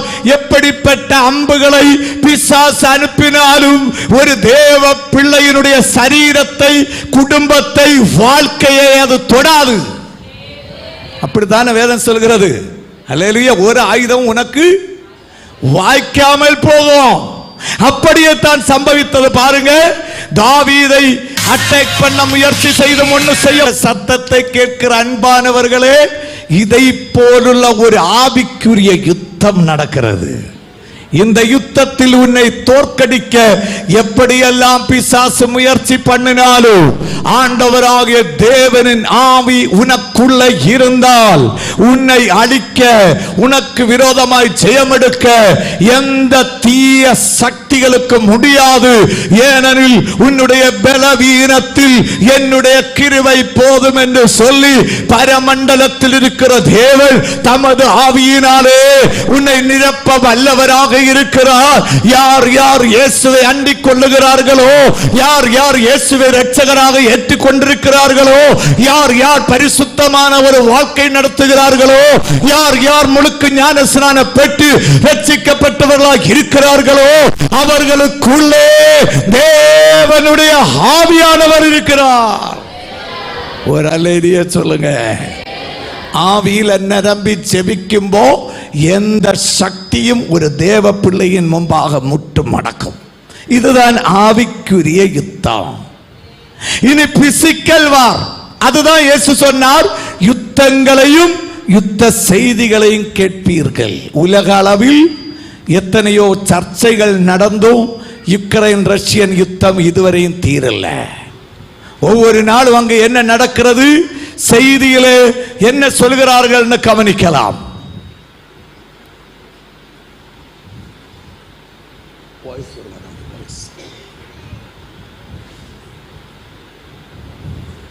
நாட்களாக நடந்து வரும் இப்போரால் இரண்டு பக்கங்களும் மிகப்பெரிய சேதங்களை சந்தித்திருக்கின்ற நெருப்பு, ஓயாத குண்டுவெடிப்பு சத்தங்கள், கண்ணீர் வழிய எதிர்காலம் என்ன என்பது தெரியாமல் அகதிகளாக புலம்பெயரும் மக்கள் என உக்ரைனின் போர்க்காட்சிகள் மனதை உலுக்கு. சொந்த இடத்தை விட்டு இடம் பெயர்ந்து உயிர் தப்பிக்க பல நாடுகளுக்கு செல்லும் அந்த தேசத்து மக்கள் பார்க்கும் போதே மிக சங்கடமாக இருக்கிறது. ஒவ்வொரு நாளும் யுத்தங்கள் பெருகிக் கொண்டே இருக்கிறது. ஒரு அல்லேலூயா சொல்லலாம். இந்த யுத்தங்கள், யுத்த செய்திகள் ஆண்டவர் இயேசுவின் வருகையை குறித்து தான் சொல்கிறது. நவீன முறையில் உள்ள ஆயுதங்கள், சென்சர் செட் பண்ணியுள்ள மிசைல், கன், இதெல்லாம் இன்றைய லோகம் வைத்திருக்கிறது. எத்தனை கிலோமீட்டர் தொலைவில் இருக்கிற மனுஷனையும் சென்சர் வழி அவனுடைய கழுத்தை மண்டைய கரெக்டா பிடிச்சு ஷூட் பண்ணி அவனை கொல்ல முடிகிற சாதனங்கள் இன்னைக்கு கண்டுபிடிச்சு வச்சிருக்காங்க. இப்ப கூட அமெரிக்காவில் ஒரு பேட்டியில் இயேசுவை குறித்து சொல்லிக் கொண்டிருந்த ஒரு மனுஷனை பெரிய ஒரு கட்டடத்தின் மேலே இருந்து கொண்டு சென்சர் சிஸ்டத்தில் டியூன் பண்ணி ஷூட் பண்ணாங்க. நம்ம எல்லாம் செய்திகளை பார்த்தோம். இதெல்லாம் எப்படி நடக்கிறது? நவீன முறையில் உள்ள கண்டுபிடிப்புகள் தான் இந்த கடைசி நாட்களில் வருகைக்கு அடையாளமாக இருக்கிறது. நாடுகள் நாடுகளோடு யுத்தம் செய்யும் போது கட்டிடங்கள் இடிந்து விழுந்து தேசம் சேதம் அடைந்து அப்பாவி மக்கள் சாகிறார்கள். மிசைல்கள் வானமண்டலத்தில் ஸ்தோத்திரம் பாய்ந்து சென்று அட்டாக் பண்ணுகிறது. இன்னைக்கு இஸ்ராயேல் என்ற ஒரு நாடு இருக்க காரணமே ஸ்தோத்திரம் அவர்களுக்கு தேவன் கொடுத்திருக்கிற ஞானம்தான். ஏன்னா கேரளாவை விட கொஞ்சம் கூட பெருசுதான் இஸ்ரவேல் என்ற நாடு. இந்த நாடை அட்டாக் பண்ணி கீழ்ப்படுத்துகிறது எளிதான விஷயம்.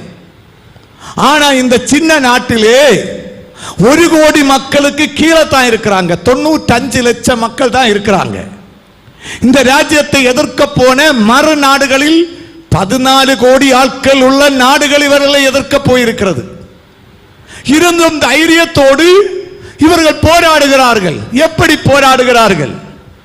ஒரே நேரத்தில் யமனில் உள்ள ஹவுதீஸ், லேபனானில் உள்ள ஹிஸ்புல்லா, காசாவில் உள்ள ஹமாஸ், இப்படி பல ஆட்களோடு போராடி கொண்டிருக்கும் போதே ஈரானுக்கு எதிராக போராடுகிறாங்க. 95 லட்சம் மக்கள், சின்ன ஒரு நாடு. குறுகிய நேரத்தில் இவர்களை கீழ்ப்படுத்த பிற ராஜ்யங்களுக்கு முடியும் என்று நமக்கு தோணலாம். ஆனா முடியாது. ஏன்னா அவர்கள் சம்பாதிக்கும் பணத்தின் 50% பணமோ அவர்களுடைய ப்ரொடெக்ஷனுக்காக நவீன நவீன ஆயுதங்களை கண்டுபிடிக்கிறாங்க. நம்ம ஊர்ல ஒரு வீடு கட்டணும்னா பஞ்சாயத்தில் சொல்லி ஒரு சின்ன பிளான் வரைஞ்சு கொடுத்து நமக்கு வீடு கட்டிடலாம். இஸ்ரவேல்ல நடக்காது. இஸ்ரவேல்ல ஒரு வீடு கட்ட ஆசைப்பட்டால் முதலில் அந்த வீடு கட்டுகிறதுக்கு கீழே ஒரு பங்கர் கட்டணும். அதுக்கு ஏற்றவன் குறைஞ்சது 60 லட்சம் ரூபாய் ஆகும், இந்தியன் மணி. அப்படி சொல்ல கேட்டேன். 60 lakhs. ஆமை யுத்தம் எந்த சமயத்தில் நடந்தாலும் கீழே போய் இந்த பங்கர்ல தான் ஒளிஞ்சிருப்பாங்க. கான்கிரீட் பித்திகள் கட்டப்பட்டதான இடம், பயங்கரமான கம்பிகள் வைத்து இஸ்ரவேல் கவர்மெண்ட் கொடுக்கிறதான ரூல்ஸ்ல அது கட்டணும். அப்படி கட்ட ஒரு 10 சென்ட் இடத்துக்குள்ள ஒரு வீடு வச்சா 60 லட்சம் ரூபாய்க்கு பங்கர் அடியில கட்டணுமா. அப்பதான் வீடு கட்ட பிளான் அப்ரூவல் கிடைக்கும். ஒரு அல்லேலியா சொல்லலாமா? எல்லா கட்டடத்திலையும் வீடுலையும் இது இருக்கும். யுத்தம் நடந்தா மிசைல் வந்தா உடனே அலாரம் கேட்ட உடனே எல்லாம் பங்கருக்குள்ள போய் ஒளிச்சிருவாங்க. மேல கட்டடெல்லாம் இடிஞ்சு விழும். ஆனா இவங்க சேஃபா அடியில் இருப்பாங்க. அதற்கு ஆக்சிஜன் சர்க்குலேஷன் சிஸ்டம், படுக்கிறதுக்கு பெட்ரூம், அடியில் டாய்லெட், ஆமை அங்க கிச்சன், சாப்பிட வசதிகள், ஆமை எல்லாமே எல்லா பங்கர்லயும் இருக்கும். அதுதான் இவ்வளவு பெரிய யுத்தம் நடந்தோம். இஸ்ரவேல்ல இருக்கிற ஒரு மனுஷன் கேட்ட உங்களுக்கு பயமா தோணலையா? கேரளத்துக்கு கிளம்பி வாங்க. அவர் சொல்கிறார், பாஸ்டர் செய்தி கேட்கிற நீங்க தான் பயப்படுறீங்க, எங்களுக்கு இங்க ஒரு பிரச்சனையும் இல்லை. அல்லேலூயா, நாங்க சேஃபாக இருக்கிறோம். அப்படி இஸ்ரவேல் இன்னைக்கு இருக்க காரணம் என்னன்னா, ஆமே அவர்கள் கடவுளிலே அண்டிக் கொள்கிறார்கள். ஆமே ஸ்தோத்திரம். தேவன் மனுஷர்களை எதிர்க்கிறதற்கு கூட்டு நிற்கிறவர் அல்ல, சத்துருக்களை நேசிக்கத்தான் சொல்கிறார். இருந்தும் பழைய ஏற்பாடின் படி யெகோவா தெய்வம் என்று சொல்லி அந்த நம்பிக்கையிலே ஆமே சத்துருக்களை அவர்கள் எதிர்க்கிறார்கள். 100 மிசைல் அடிச்சா ஒரு மிசைல் தான் இஸ்ரவேல்ல விழும். ஏன்னா இந்த மிசைலை வானத்தில் வைத்து பிடித்து உடைத்து கரிச்சு போடுகிறதான அயன் டாம் ஒரு சிஸ்டம் வைத்திருக்கிறார்கள்.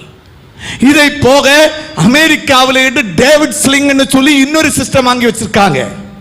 இது ரெண்டும் தவிர ஆரோ 1, ஆரோ 2, ஆரோ 3 இதெல்லாம் மிசைல்களை ஆமே ஸ்தோத்திரம் வானத்தில் வைத்து அழிக்கக்கூடியதான எதிர்கவசங்களாக இருக்கிறது. இப்படிப்பட்ட சூழ்நிலையில் இஸ்ரவேலர்கள் இன்னைக்கும் தைரியமாக உலகத்தை அசைக்க காரணம் அவர்கள் ஆபிரகாமின் சந்ததிகள். சலோமோனின் ஞானம் இவர்களுக்கு தேவன் கொடுத்திருக்கிறார். ஒரு அல்லேலியா சொல்லலாமா? இன்னைக்கு இஸ்ரவேலின் ஞானம் உலக அளவில் பிரசித்தி பெற்றது. இன்னைக்கு உலக அளவில் உள்ள பல கண்டுபிடிப்புகளும் அவர்களுக்கு சொந்தமானது. நேரம் இல்லாமடினால் பின்பு நேரம் இருந்தால் சொல்லுகிறேன். இப்படி உலகெங்கும் நடக்கிற யுத்தங்கள் எல்லாம் வருகைக்கு ஓர் அடையாளமாக இருக்கிறது. இன்னொரு அடையாளத்தை கூட சொல்ல ஆமை ஆசைப்படுகிறேன். மத்தேயு சுவிசேஷம் 24வது அதிகாரம் 14வது வசனம் சொல்கிறது, சுவிசேஷம் வாசிக்க கேட்கலாம். ராஜ்யத்தினுடைய இந்த சுவிசேஷம் பூலோகமெங்கும் உள்ள சகல ஜாதிகளுக்கும் சாட்சியாக பிரசங்கிக்கப்படும், அப்பொழுது முடிவு வரும். சுவிசேஷம் அறிவித்தல் வருகைக்கு ஒரு அடையாளம். இந்த சுவிசேஷ கூட்டங்கள் வருகைக்கு ஒரு அடையாளமாக இருக்கிறது. இந்தியாவை சுவிசேஷம் அறிவிக்க 17வது நூற்றாண்டில் சொந்த வீடை ஊரை விட்டு இறங்கி வந்த ஒரு தேவ மனுஷன் தான் இந்த படத்தில் காண்கிற வில்லியம் கேரி. இதை போல ஒரு கூட்டத்தில் இங்கிலாந்து தேசத்தில் பங்கெடுத்துக் கொண்டிருக்கும் போது இந்தியாவுக்கு சென்று ஆமை பாவத்தில் இருக்கிற மக்களுக்கு சுவிசேஷம் சொல்ல வேண்டும் என்று ஒரு ஆசை அவருக்கு வந்ததாம். வீட்டில் போய் மனைவி டோரத்தி அவள்கிட்ட சொல்லி இருக்கா, நான் இந்தியாவுக்கு போறேன். அவ 9 மாத கர்ப்பிணியாக இருந்தாள். நான் போய் திரும்பி வரேன்னு சொல்லி இருக்கிறார். ஆனா அந்த அம்மா சொல்லி இருக்கு, நோ ஐ ஆம் ஆல்சோ கம்மிங் வித் யூ, நானும் கூட வருகிறேன். எவ்வளவு சொல்லியும் கேட்கல. அந்த கர்ப்பிணி ஆகிய மனைவியையும் ஒரு சகோதரியுமாக இந்தியாவிற்கு வந்தார். அநேக பாடுகள் பட்டு சுவிசேஷத்தை சொன்னார். இந்தியாவில் அவர் அநேக இழப்புகளை சந்தித்தார். மனைவியை இழந்தார், ஒரு மகனை இழந்தார். நைட்டெல்லாம் இருந்து பெங்காலி பாஷையிலே வேதாகமத்தை மொழிபெயர்த்து மக்களுக்கு கொடுக்க ஆசைப்பட்டார். பகலெல்லாம் சென்று சுவிசேஷத்தை சொல்வார், இரவெல்லாம் இருந்து வேதாகமத்தை மொழிபெயர்ப்பார். முழு வேதாகமும் மொழிபெயர்க்கப்பட்ட உடனே பிரிண்டிங் பிரஸ்ஸிலே வைத்து அச்சகத்திலே பிரிண்ட் பண்ணி கொண்டிருக்கும் போது திடீரென அந்த பிரிண்டிங் பிரஸ்ஸிலே தீ பிடிச்சு முழுவன் வேதாகமும் அந்த பிரிண்டிங் பிரஸ்ஸும் எரிஞ்சு விட்டது. பிசாசு சொன்னான், உன்னுடைய வேதம் இந்தியர்களுக்கு தேவையில்லை, உன்னுடைய வேதம் எங்களுக்கு வேண்டாம், இந்தியாவை விட்டு திரும்பி போய்விடு என்று பிசாசு சவால் விட்டும் அவர் சொன்னார், என் கடைசி மூச்சு வரை இயேசுவை நான் மக்களுக்கு சொல்லுவேன். ஒரு அல்லேலூயா சொல்லலாம். மீண்டும் இரண்டாம் தரம் பரிசுத்த வேதாகமத்தை மொழிபெயர்த்தார். கடைசியாக இந்தியாவில் 5 மொழியிலே முழு வேதாகமும் 26 பாஷைகளில் புதிய ஏற்பாடு மொழிபெயர்த்து செராம்பூர் என்ற ஒரு காலேஜை அவர் கல்கட்டாவில் நிறுவி ஆயிரக்கணக்கான மக்களை ரட்சிப்புக்குள் கொண்டு வர இந்த தேவ மனுஷனை கர்த்தர் பயன்படுத்தினார். அவருடைய தியாகம் பெரியதாக காணப்பட்டது. ஒரு அல்லேலூயா சொல்லலாமா? இந்த சத்திய வெளிச்சத்தை தமிழ்நாட்டுக்கு கொண்டு வர, திருவிதாங்கூரில் கொண்டு வர, இந்த நமது தேசத்தில் கொண்டு வர மிக பாடுபட்ட இன்னொரு மிஷனரி தான் இந்த படத்திலே காண்கிற தேவ மனுஷன் சீகன் பால்கு. திருவிதாங்கூரில் வந்து 2 வருடம் கொண்டு தமிழை படித்து தமிழ் வேதாகமத்தை மொழிபெயர்த்தார். நம்ம கையில் இருக்கிற தமிழ் பைபிளில் முதல் பேஜில் பார்த்தா எபிரேய கிரேக்க மொழியில இருந்து மொழிபெயர்க்கப்பட்டது என்று சொல்லப்பட்டிருக்கிறது. இந்த தேவ மனுஷன் தான், அவர் ஸ்காலராக இருந்தார். அந்த வேதத்தின் முதல் சின்ன சின்ன பகுதிகளை அவர் மொழிபெயர்த்து முதலிலே மக்களுக்கு கொடுத்தார். இயேசுவை குறித்து சொன்னார். புஸ்தகத்தை படிச்சா மது அருந்துகிறது நிறுத்துவார்கள், பாவம் செய்கிறது நிறுத்துவார்கள் சொல்லி பயங்கரமான முயற்சி பண்ணி அந்த வேதத்தின் பல பகுதிகளையும் கொஞ்சம் கொஞ்சமாக மொழிபெயர்த்து இதனுடைய பல பகுதிகளை மொழிபெயர்த்து என்ன செய்தார்?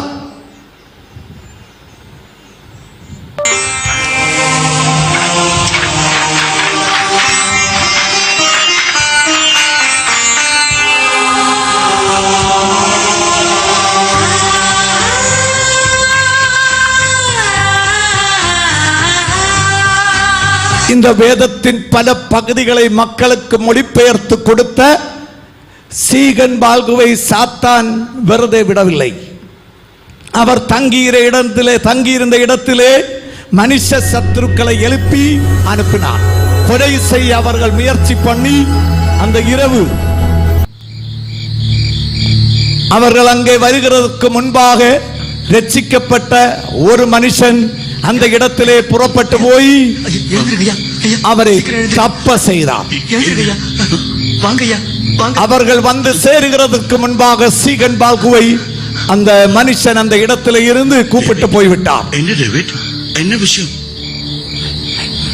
உடனே அவர்கள் அந்த இடத்திலே வந்தார்கள். வேதாகமத்தை மொழிபெயர்த்த சுவிசேஷம் சொல்கிற இவனை வைத்து விடக் கூடாது என்று சொல்லி அடிக்க முயன்றார்கள்.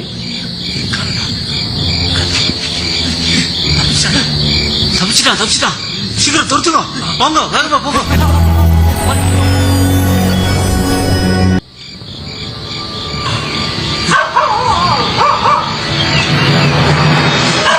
அந்த நைட் இரவோடு இரவு அவரை துரத்தி கடைசியாக சீகன் பால்கு ஓடி ரொம்ப டயர்டாய் ஒரு மரத்தண்டையில் போய் அமர்ந்தார்.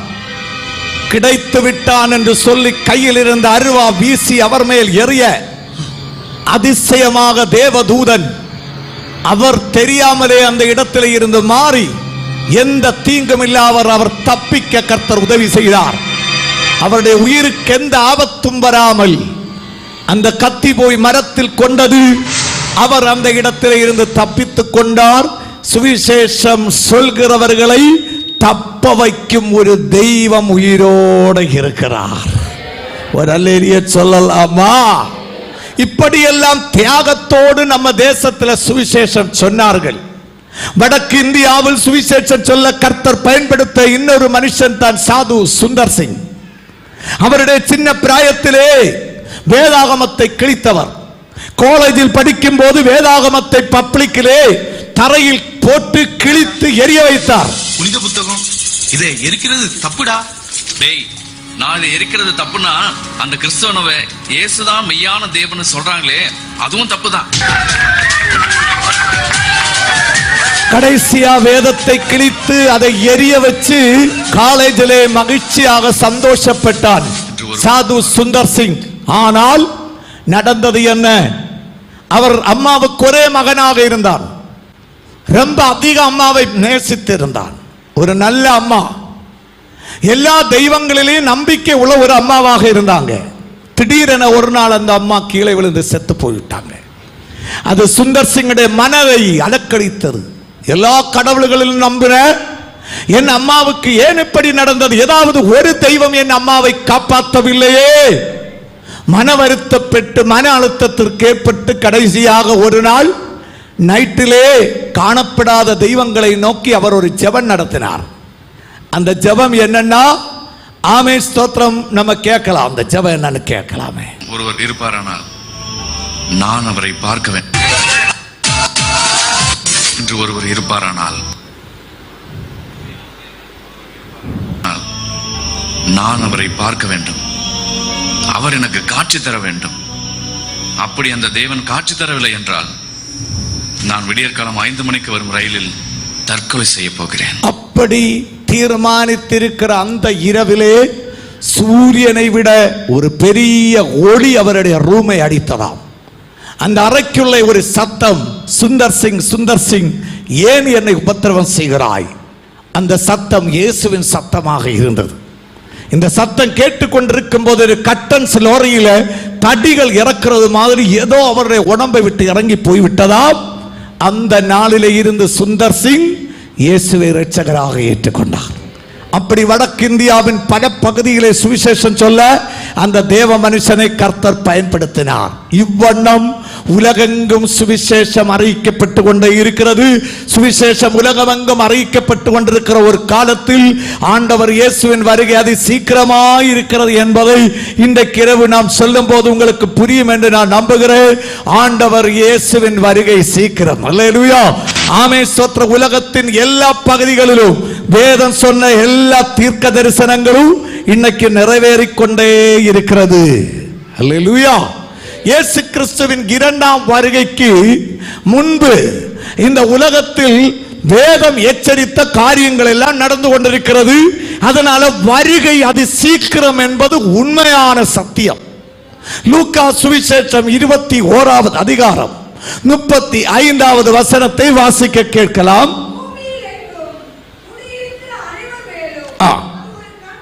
இயேசுவின் வருகை ஒரு கன்னியை போல வரும்.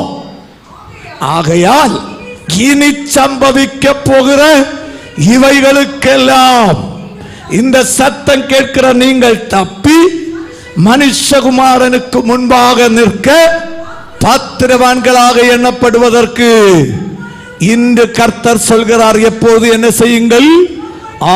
ஜெபம் பண்ணி விழித்திருங்கள். ஏனெனில் எதிர்பாராத நேரத்தில் எக்கால சத்தம் முழங்கும். வான மண்டலத்தில் இயேசுவின் வருகை இவ்வண்ணம் நடக்கும். അപ്പോൾ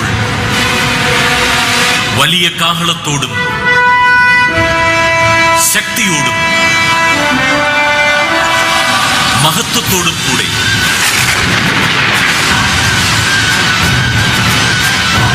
മനുഷ്യപുത്രൻ വാനമേഘങ്ങളിൽ വരും.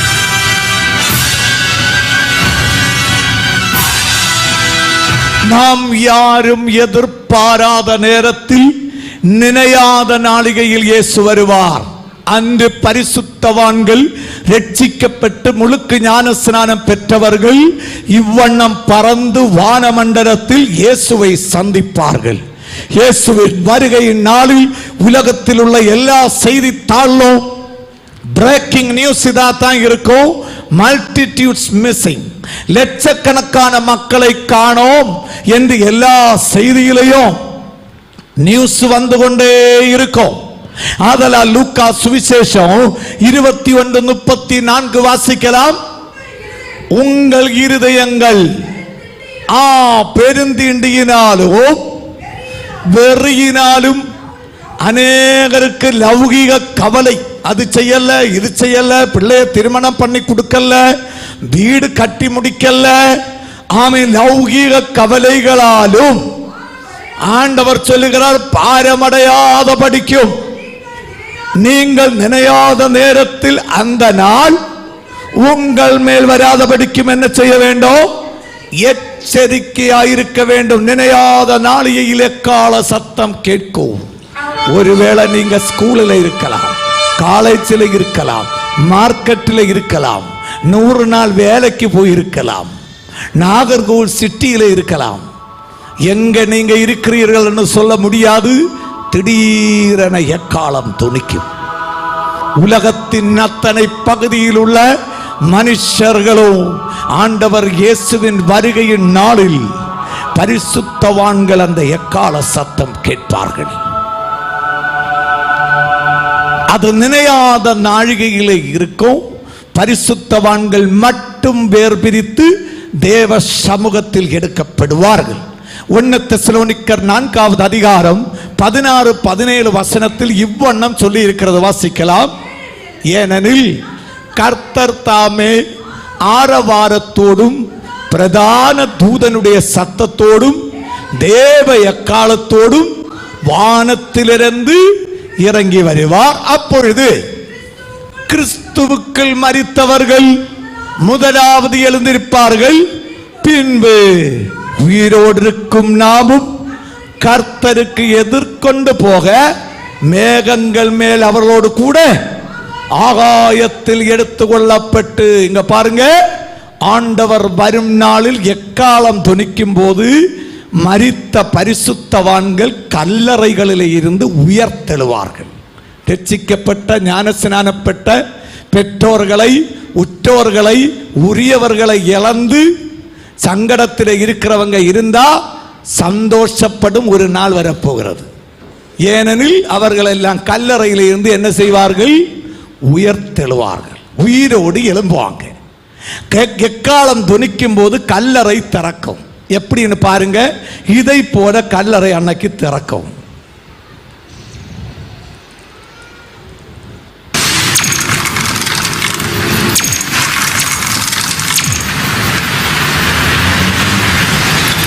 கல்லறைகள் திறந்து இறந்து போன ஆட்கள் எல்லாம் வெளியே உயிரோடு எழும்புவார்கள். இதை பார்த்து பிள்ளைகள் பேய்னு நினைச்சிடாதீங்க, பேய் இல்லை. ஒரு அல்லேலூயா சொல்லலாம். இறந்து போன பரிசுத்தவான்கள் தான் உயிரோட, அவர்களுடைய எலும்புகள் எல்லாம் எழும்பும், மாமிசங்கள் வந்து சேரும். அவர்கள் உயிருள்ள மனுஷர்களாக எழும்பி நிற்பார்கள். மகிமை அடைந்த சரீரம் கிடைக்கும். நம்மை சேர்ந்த ശരീരം ധരിച്ച് മരിച്ചവരെല്ലാം ജീവൻ പ്രാപിക്കും.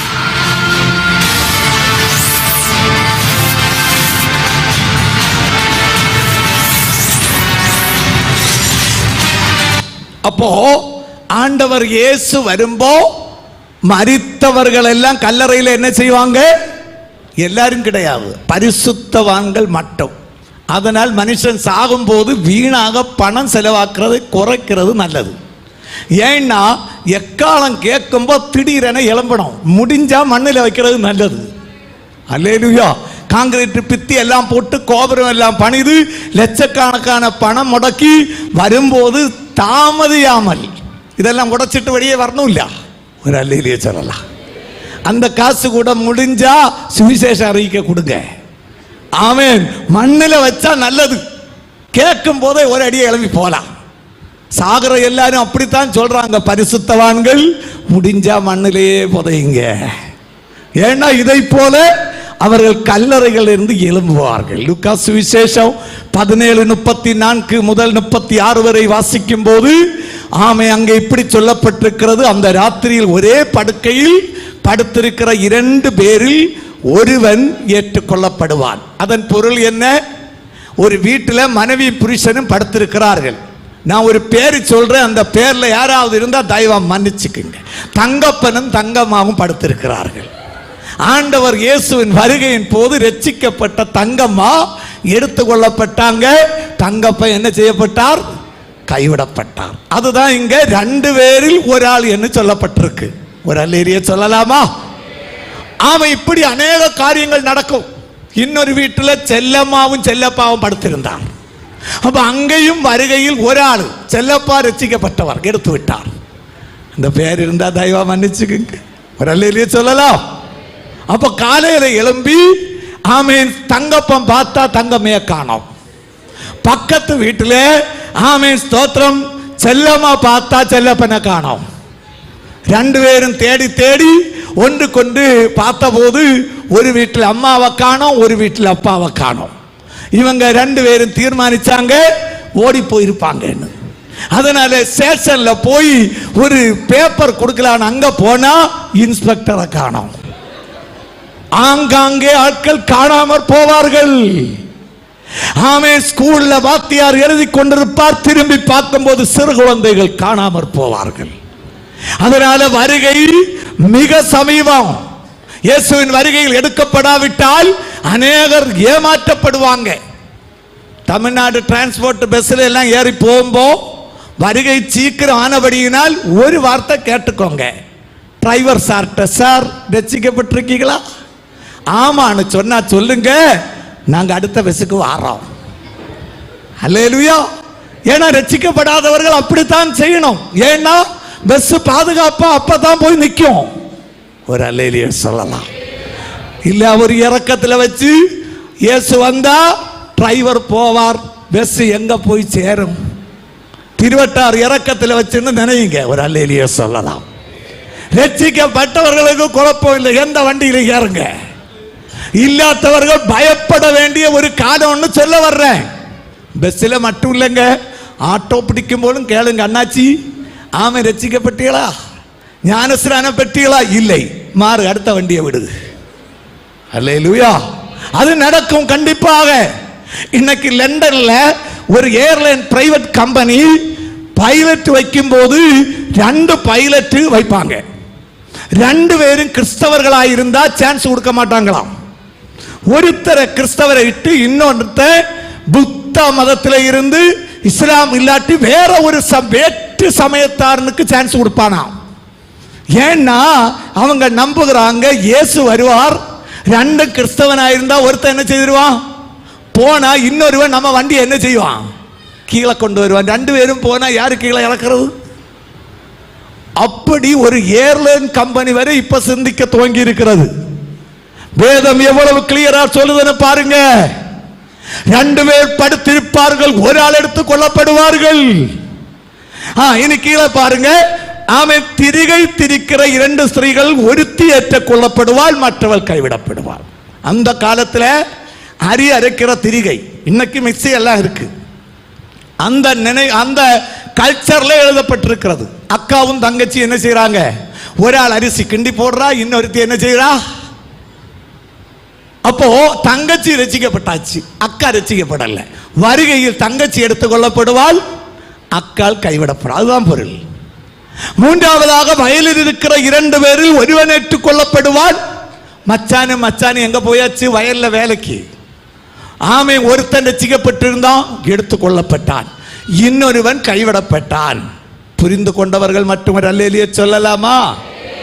அப்போ ஒரு கேள்வி, நைட்டில் படுத்திருக்கும் போது ஒருத்தர் எடுத்துக் கொள்ளப்படுவார். அந்த நைட்டில் யாரு வயலில் வேலைக்கு போவார்? அல்லேலூயா. கவனிங்க, நம்ம இரவு, அமெரிக்காவில் பகல். அல்லேலூயா. ஆமென், ஸ்தோத்திரம். நம்ம நாட்டில் ஒரு மாலை 4 மணிக்கு எல்லாம் கூப்பிட்டா அங்க 5 மணி கழிஞ்சதுதான் உண்டு. அமெரிக்காவில் அவங்க எடுத்துட்டு குட் மார்னிங் சொல்றாங்க, இங்க குட் ஈவினிங். அல்லேலூயா. அப்போ இயேசு வருகிற நேரத்தில் இந்தியாவில் இரவா இருந்தால் இங்க படுக்கிறவன் தூங்குறவன் எடுக்கப்படுவான். அமெரிக்காவில் வயல்ல வேலை செய்கிறவன் எடுக்கப்படுவான். துபாய், கத்தர், குவைட், சலாலா எல்லாடவும் மாலை. அங்க நாளைக்கு தோசைக்கு மாவு இருக்கிற சமயம் அங்க எடுத்துக்கொள்ளப்படுவார்கள். வாமின் வேதம் எவ்வளவு அழகாய் சொல்லுதுன்னு பாருங்க. அல்லேலூயா. அப்படியே அந்த நாள் நடக்கும். இங்க பாருங்க. ஆமே, அந்த நாளில் ஒருத்தனை கைக்கொள்ளும், மற்றவனை உபேட்சிக்கும். இதை போல அநேகர் அன்னைக்கு காலையில எழும்பி பார்த்தா பிள்ளையும் காணோம், புருஷனையும் காணோம். அந்த அம்மா எழும்பி தேடுது.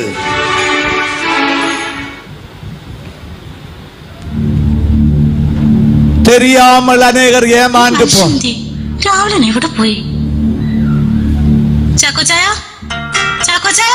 சாக்கோச்சானும் இல்ல, அவராச்சனும் இல்ல, போயாச்சு. ஒரு அல்லேலூயா சொல்லலாமா? மனைவிமார்கள் புருஷனை தேடுவார்கள், புருஷன்மார்கள் மனைவியை தேடுவார்கள். ஆனால் பரிசுத்தவான்கள் பூமியிலே இருக்க மாட்டார்கள், அவர் பறந்து தேவ சமூகத்தில் சென்றடைவார். 1 கொரிந்தியர் 15:51 வேதம் சொல்கிறது, ஒரு நிமிஷத்திலே, ஒரு இமைப்பொழுதிலே நாம் எல்லாரும் என்ன செய்வோம்? கண் இமைப்பொழுதில் கண்ணு பாருங்க, திறந்து அடைக்கிறதுக்கு முன்னாடி அடுத்துல இருக்கிறவனை காணோம். அல்லேலூயா. பாத்தீங்களா? பக்கத்தில் இருக்கிறவனை காணோம். பேண்டும் சட்டை இருக்கும், ஆள் இருக்க மாட்டான். அமெரிக்காவுக்கு போக ட்ரிவாண்ட்ரத்தில் இருந்து விமானத்தில் 21 மணி நேரம் இருக்கணும். சென்னைக்கு போக 55 மினிட், பெங்களூருக்கு போக 1 மணி நேரம் 5 மினிட். கோடானு கோடி மைல்களுக்கு அப்புறம் பரலோகம் போக கண் அடைச்சு திறக்கிற நேரம் போதும். ஆமே, கண் அடைத்து திறக்க எத்தனை நேரம் வேணும்? கம்ப்யூட்டேஷன் செய்து பார்த்தார்கள் அறிவியல் விஞ்ஞானிகள். 1 செகண்டை 8ஆக பிரித்தால் 1 பாகன் டைம் தான் கண்ணை திறக்க வேணும், திறந்து அடைக்க.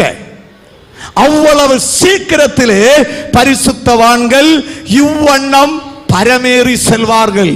கண் இமைப்பொழுதிலே இதை போல ஒரே நொடி நேரம்தான் இந்த பூமியிலே இருந்து காணாமற் போவார்கள். ஆதலால் இனி சம்பவிக்க போகிறவர்களுக்கு நாம் தப்ப எப்பொழுதும் என்ன செய்யணும்? ஜெபம் பண்ணி விழித்திருக்க வேண்டும். இயேசுவின் வருகையின் நாளில் நடக்க போகிற ஒரு உண்மை சம்பவம் இதை போல இருக்க வாய்ப்பு. ஒன்னு பாருங்க, இயேசு கிறிஸ்துவின் 2ஆம் வருகையின் போது என்ன நடக்கும்னு பாருங்க. ஒரு தம்பி பைக்கை எடுத்து வெளியே புறப்படுகிறார்.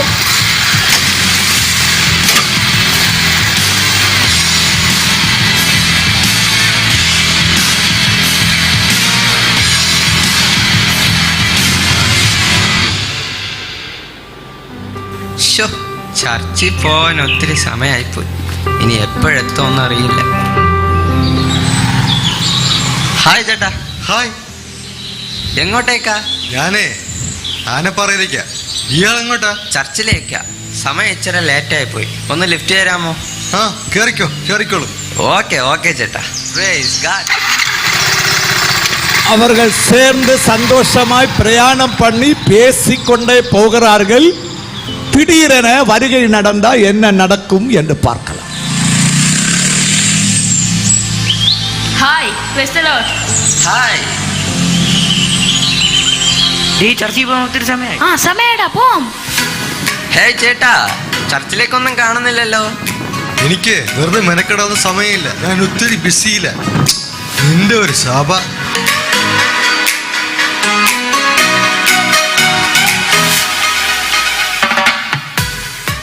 എന്നെ ഒന്നും പറഞ്ഞിട്ട് കാര്യമില്ലെന്നേ.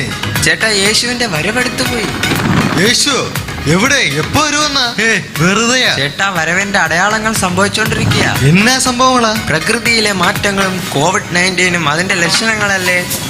ഓ, അതൊക്കെ വെറുതെയാടേ. ഇതൊക്കെ ഉപദേശമാരുടെ വയറ് നിറയ്ക്കാനുള്ള പരിപാടികളാ. ഇല്ല ചേട്ടാ, ഇതൊക്കെ യേശുവിൻ വരവിൻ അടയാളങ്ങളാ. അതുകൊണ്ട് ചേട്ടൻ എത്രയും പെട്ടെന്ന് തന്നെ മനം തിരിഞ്ഞ് സ്നാനപ്പെടുന്നതാണ് നല്ലത്. മണ്ടത്തരം പറയല്ലേ. ഇത് മണ്ടത്തരല്ല ചേട്ടാ, യേശു വരാൻ സമയം വളരെ അടുത്തു. അതുകൊണ്ട് ചേട്ടൻ വേഗത്തിൽ സ്നാനപ്പെടണം. യേശു വരാറായി. ഡാ കൊച്ചേ, ഇതൊക്കെ ചുമ്മാതെയാ. അയ്യോ, ഇതൊക്കെ അടിച്ചു പൊളിച്ച് ജീവിക്കേണ്ട ഒരു സമയമാ. വെറുതെ വെള്ളവസ്ത്രവും ധരിച്ച് ബൈബിളും പിടിച്ച് ഇവരുടെ പിറകെ പോയിട്ട് ഒരു കാര്യമില്ലെന്നേ. ഇതെല്ലാം വെറുതെ ഉപദേശിമാരുടെ കളിപ്പീര. അവരെ ഒന്നും വിശ്വസിക്കരുത്. ഇല്ലേട്ടാ, യേശു വരാൻ കാലമായെന്നേ. യേശു വരത്തില്ലെന്നേ. യേശു ഇന്ന് വന്നാൽ ഞാൻ വരത്തില്ല. യേശു വരത്തില്ല. ചേട്ടന്റെ ഗതി എന്താവും? യേശു വരത്തില്ലെന്ന്. திடீரென வருகை நடந்தால் ഇവൻ എന്നാ പറ്റി? അയ്യോ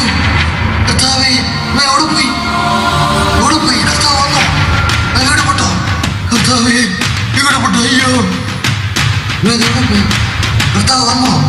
ഇല്ല ഇല്ല, നിങ്ങൾ വരത്തില്ല, ഇപ്പൊ വന്നില്ല. അയ്യോ അയ്യോ, കർത്താവ് ഇപ്പൊ വരത്തില്ല. കർത്താവ് ഇപ്പൊ വരത്തില്ല. അയ്യോ, യുവമാരി എടുക്കപ്പെട്ടോ? അയ്യോ അയ്യോ അയ്യോ അയ്യോ, കർത്താവേ, കൈവിടപ്പെട്ടോ, കൈവിടപ്പെട്ടോ. അയ്യോ യേശുവേ. இதை போல ஏமாற்றம் அடைந்து ஆண்டவர் இயேசுவின் வருகை நாளில் அநேக கிறிஸ்தவர்கள் ஏமாற்றம் அடைவார்கள், கைவிடப்படுவார்கள். இயேசுவை இரட்சகராக ஏற்றுக்கொள்ளாத அநேகரும் ஏற்றுக்கொண்ட பிறகு பரிசுத்தமாய் வாழாதவர்களும் கைவிடப்படுவார்கள். இன்னும் அநேக சம்பவங்கள் அன்னைக்கு நடக்கும். அந்த நாளில் நடக்கும் சம்பவங்கள் என்னவெனில், இன்குபேட்டரில் குழந்தையை கொடுத்துவிட்டு வெளியே இருந்த அப்பா அம்மா குழந்தையை விசாரிக்க வரும்போது அந்த நேர்ஸ் திரும்பி பார்க்கிறாங்க, இன்குபேட்டரில் குழந்தைகளை காணோம். பாவமில்லாத சிறு குழந்தைகள் காணாமற் போனார்கள். இயேசுவின் வருகையில் எடுத்துக் கொள்ளப்பட்டார்கள். அவர்கள் பயந்து உள்ளே போய் பார்க்கிறார்கள், எந்த குழந்தை காணோம். பாவமில்லாத சிசுக்கள் இதை போல எடுத்துக் கொள்ளப்படுவார்கள் என்று வேதம் சொல்கிறது. ஆமென். மனைவியும் புருஷனும் வாகனத்தில் பிரயாணம் பண்ணி போக இயேசுவின் வருகையின் போது ரட்சிக்கப்பட்ட புருஷன் எடுத்துக் கொள்ளப்பட்டார். உடனே மனைவி அந்த வண்டியிலே ஒற்றைக்கு கைவிடப்படுகிறாள். இயேசுவின் வருகையின் போது விமானம் லேண்ட் பண்ண போகிற நேரம் பைலட் எடுத்துக் கொள்ளப்படுகிறார். அந்த விமானம் ஏர்போர்ட் கீழே விழுந்து எரிந்து போகிறது. வருகை நாளில் இதை போன்று அநேக காரியங்கள் நடக்கும். உலக ஆரம்பம் முதல் நடக்காத அநேக காரியங்கள். வீல் சேர்ல புருஷன் மனைவியை உருட்டி கொண்டு போகிறான். அந்த அம்மா ரட்சிக்கப்பட்ட நபரானபடியினால் திடீரென காணாமற் போகிறார்கள். இதை போல இயற்கையில் மறைந்து போகிறது போல அநேகர் காணாமற் போவார்கள். ஆமென், ஸ்தோத்திரம். ஸ்போர்ட்ஸ்ல கழிக்கிறவர்கள் விசுவாசிகளாயிருந்தால் அவர்களும் நொடி நேரத்தில் காணாமற் போவார்கள். உலகெங்கும் ரட்சிக்கப்பட்ட ஞானஸ்நானம் பெற்ற பரிசுத்தவான்கள் உலகில் காணாமற் போவார்கள். ஆண்டவரோடு எடுத்துக் கொள்ளப்படுவார்கள். ஒரு டாக்டர் வியாதிஸ்தர்களை பார்த்துவிட்டு பிரிஸ்கிரிப்ஷன் எழுதுறாங்க. எழுதிட்டு திரும்பி பார்த்தா ரட்சிக்கப்பட்ட அந்த விசுவாசிகளாகிய வியாதிஸ்தர்களை அங்க காணோம். அந்த பெட் பிளாங்கா இருக்கிறது. பயமடைகிறாங்க, கலக்கமடைகிறாங்க. என்னாச்சு? அங்கெல்லாம் பார்க்கிறார்கள். இதை போல அந்த நாள் நடக்கும். உலகெங்கும் உள்ள பரிசுத்தவான்கள் காணாமற் போவார்கள். தகப்பன் வண்டி ஓடித்துக் கொண்டு திரும்பி பார்த்தா வாகனத்தில் பிள்ளைகளை காணோம். ஆனா ஒரு ட்ரக் வந்து அந்த வாகனத்தை இடிக்கிறது. போர்டில் எழுதி கொண்டிருந்த டீச்சர் திரும்பி பார்த்தால் பிள்ளைகளை காணோம். இப்படிப்பட்ட ஒரு நாள் மிக சமீபம். ஆதலால் வேதம் சொல்கிறது, அநியாயம் செய்கிறவன் இனியும் அநியாயம் செய்யட்டும், அசுத்தமாய் இருக்கிறவன் இனியும் அசுத்தமாய் இருக்கட்டும், நீதிமான் இனியும் நீதி செய்யட்டும், பரிசுத்தவான் இனியும் தன்னை பரிசுத்தப்படுத்திக் கொள்ளட்டும். நான் இதோ சீக்கிரமாய் வருகிறேன். எல்லாரும் எழும்பி நிற்கலாம், நமது கண்களை மூடி செபிக்கலாம். இன்றைக்கு இரவு கர்த்தராகிய இயேசு கிறிஸ்துவின் இரண்டாய் வருகையில் அன்பான சகோதரனே சகோதரியே, நீ ஆயத்தமாய் இருக்கிறாயா? சர்ச்சுக்குள்ளேயோ வெளியேயோ ஆன்லைன்லயோ எங்கே இருந்து இந்த வார்த்தைகள் கேட்டுக்கொண்டிருந்தாலும் கர்த்தருடைய வருகை அதி சீக்கிரம். அவருடைய வருகையின் எல்லா அடையாளங்களும் இன்னைக்கு நடந்து கொண்டே இருக்கிறது. நினையாத நாளிலே மனுஷ குமாரன் வரப்போகிறார். எல்லா கண்களையும் அடைத்து செபிக்க ஆரம்பிக்கலாம். ஓரிரு நிமிடங்களில் நான் செபித்து முடிக்க போகிறேன். எல்லா கண்களையும் அடைத்து அன்பான சகோதர சகோதரிமார்களே, இந்த இரவு ஆண்டவர் இயேசு வந்தார். நீ எடுத்துக் கொள்ளப்படுவாயா?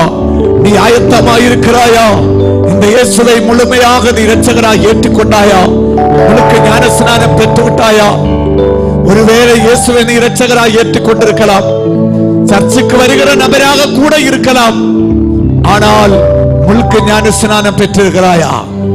வருகை அதி சீக்கிரமாய் இருக்கிறது. பின்மாற்றக்காரனாய் இருக்கிற ஒரு நபராக இருந்தால் இந்த நாள் நீ மனம் திரும்ப வேண்டும். இதுவரை மனம் திரும்பாத நபராக இருந்தால் இயேசுவை இரட்சகராக ஏற்றுக்கொள். கண்களை எல்லாம் மூடி செபியுங்க. இந்த உலகத்தில் ஒரு விசுவாசியாய் இருந்துவிட்டு இயேசுவின் வருகையில் கைவிடப்பட்டால் இதை விட ஒரு வேதனை இல்லை. கர்த்தருடைய வருகை அதி சீக்கிரம். இந்த இரவு ஆண்டவரே உமது வருகை என்றால் நானும் எடுத்துக் கொள்ளப்பட வேண்டும் என்று ஆசைப்படுகிறவங்க கரங்களை தூக்கி பிடித்து ஆண்டவரை நோக்கி செவியுங்க. இயேசுவின் வருகையில் எடுக்கப்பட ஆசைப்படுகிறவர்கள் கரங்களை தூக்கி செவியுங்க. கரங்களை தூக்கி கொண்டிருக்கும் போது ஞானஸ்நானப்படாமல் இருந்தால் தீர்மானம் எடுங்க. வருகைக்கு ஆயத்தப்படாத யாராவது இருந்தால் ஒப்பு கொடுங்க. நான் உங்களுக்காக செபிக்க ஆசைப்படுகிறேன். இந்த கரங்களை எல்லாம் உயர்த்தி கண்ணை அடைத்துக் கொள்ளுங்கள். ஆண்டவரே, மகிமையின் ராஜாவே, உமது வருகை அதி சீக்கிரமாக இருக்கிறது. எக்காலம் துணிக்கும் நாட்கள் சமீபமாக இருக்கிறபடியினால் பரிசுத்தவான் இனியும் தன்னை பரிசுத்தப்படுத்திக் கொள்ளட்டும் என்று வசனம் சொல்கிறது. இந்த சத்தம் கேட்ட ஒரு நபர் கூட உமது வருகையில் கைவிடதா படிக்கு உமது வருகையில் எடுத்துக் கொள்ளப்பட உமது பிள்ளைகளை நீர் ஆயத்தம் செய்ய இயேசு கிறிஸ்துவின் நாமத்தினாலே ஞானஸ்நானம் பெறாதவர்கள் ஞானஸ்நானம் பெற்று வருகைக்காய் ஆயத்தப்படுவார்களாக. கர்த்தர் அப்படியே செய்கிறமையால் நன்றி. இயேசுவின் நாமத்தில் ஜெபிக்கிற பிதாவே, ஆண்டவர் இயேசுவின் வருகையின் நம்பிக்கை உள்ளவர்கள் 2 கரங்களை கொட்டி நாமே சேர்ந்த தேவனை துதித்து ஆராதிக்க தொடங்குங்க. கரங்களை அடித்து ஆவியிலே நிரம்பி இந்த கிரவு எக்கால சத்தம் கேட்டால் நான் கைவிடப்படக்கூடாது. ஆண்டவரே, என்னை நீர் ஆயத்தப்படுத்தும் என்று சொல்லுங்க. தேவ ஆவியானவர் ஒவ்வொருவரை நிரப்படும். எல்லா கரத்தையும் அடித்து உடமானா சம்பமானா அத்தனா திகனா ஜானா ஹச்சசியா உட பரவர வைலவான கிருபை பெற்ற தேவ பிள்ளைகள் கரமடித்து ஆவியிலே நிரம்பி வருகை அதி சீக்கிரமா இருக்கிறது. ஊரா ஜாலா சந்தனா அத்துர வர வைலவனா எல்லாரும் தேவனை துதிக்கலாம்.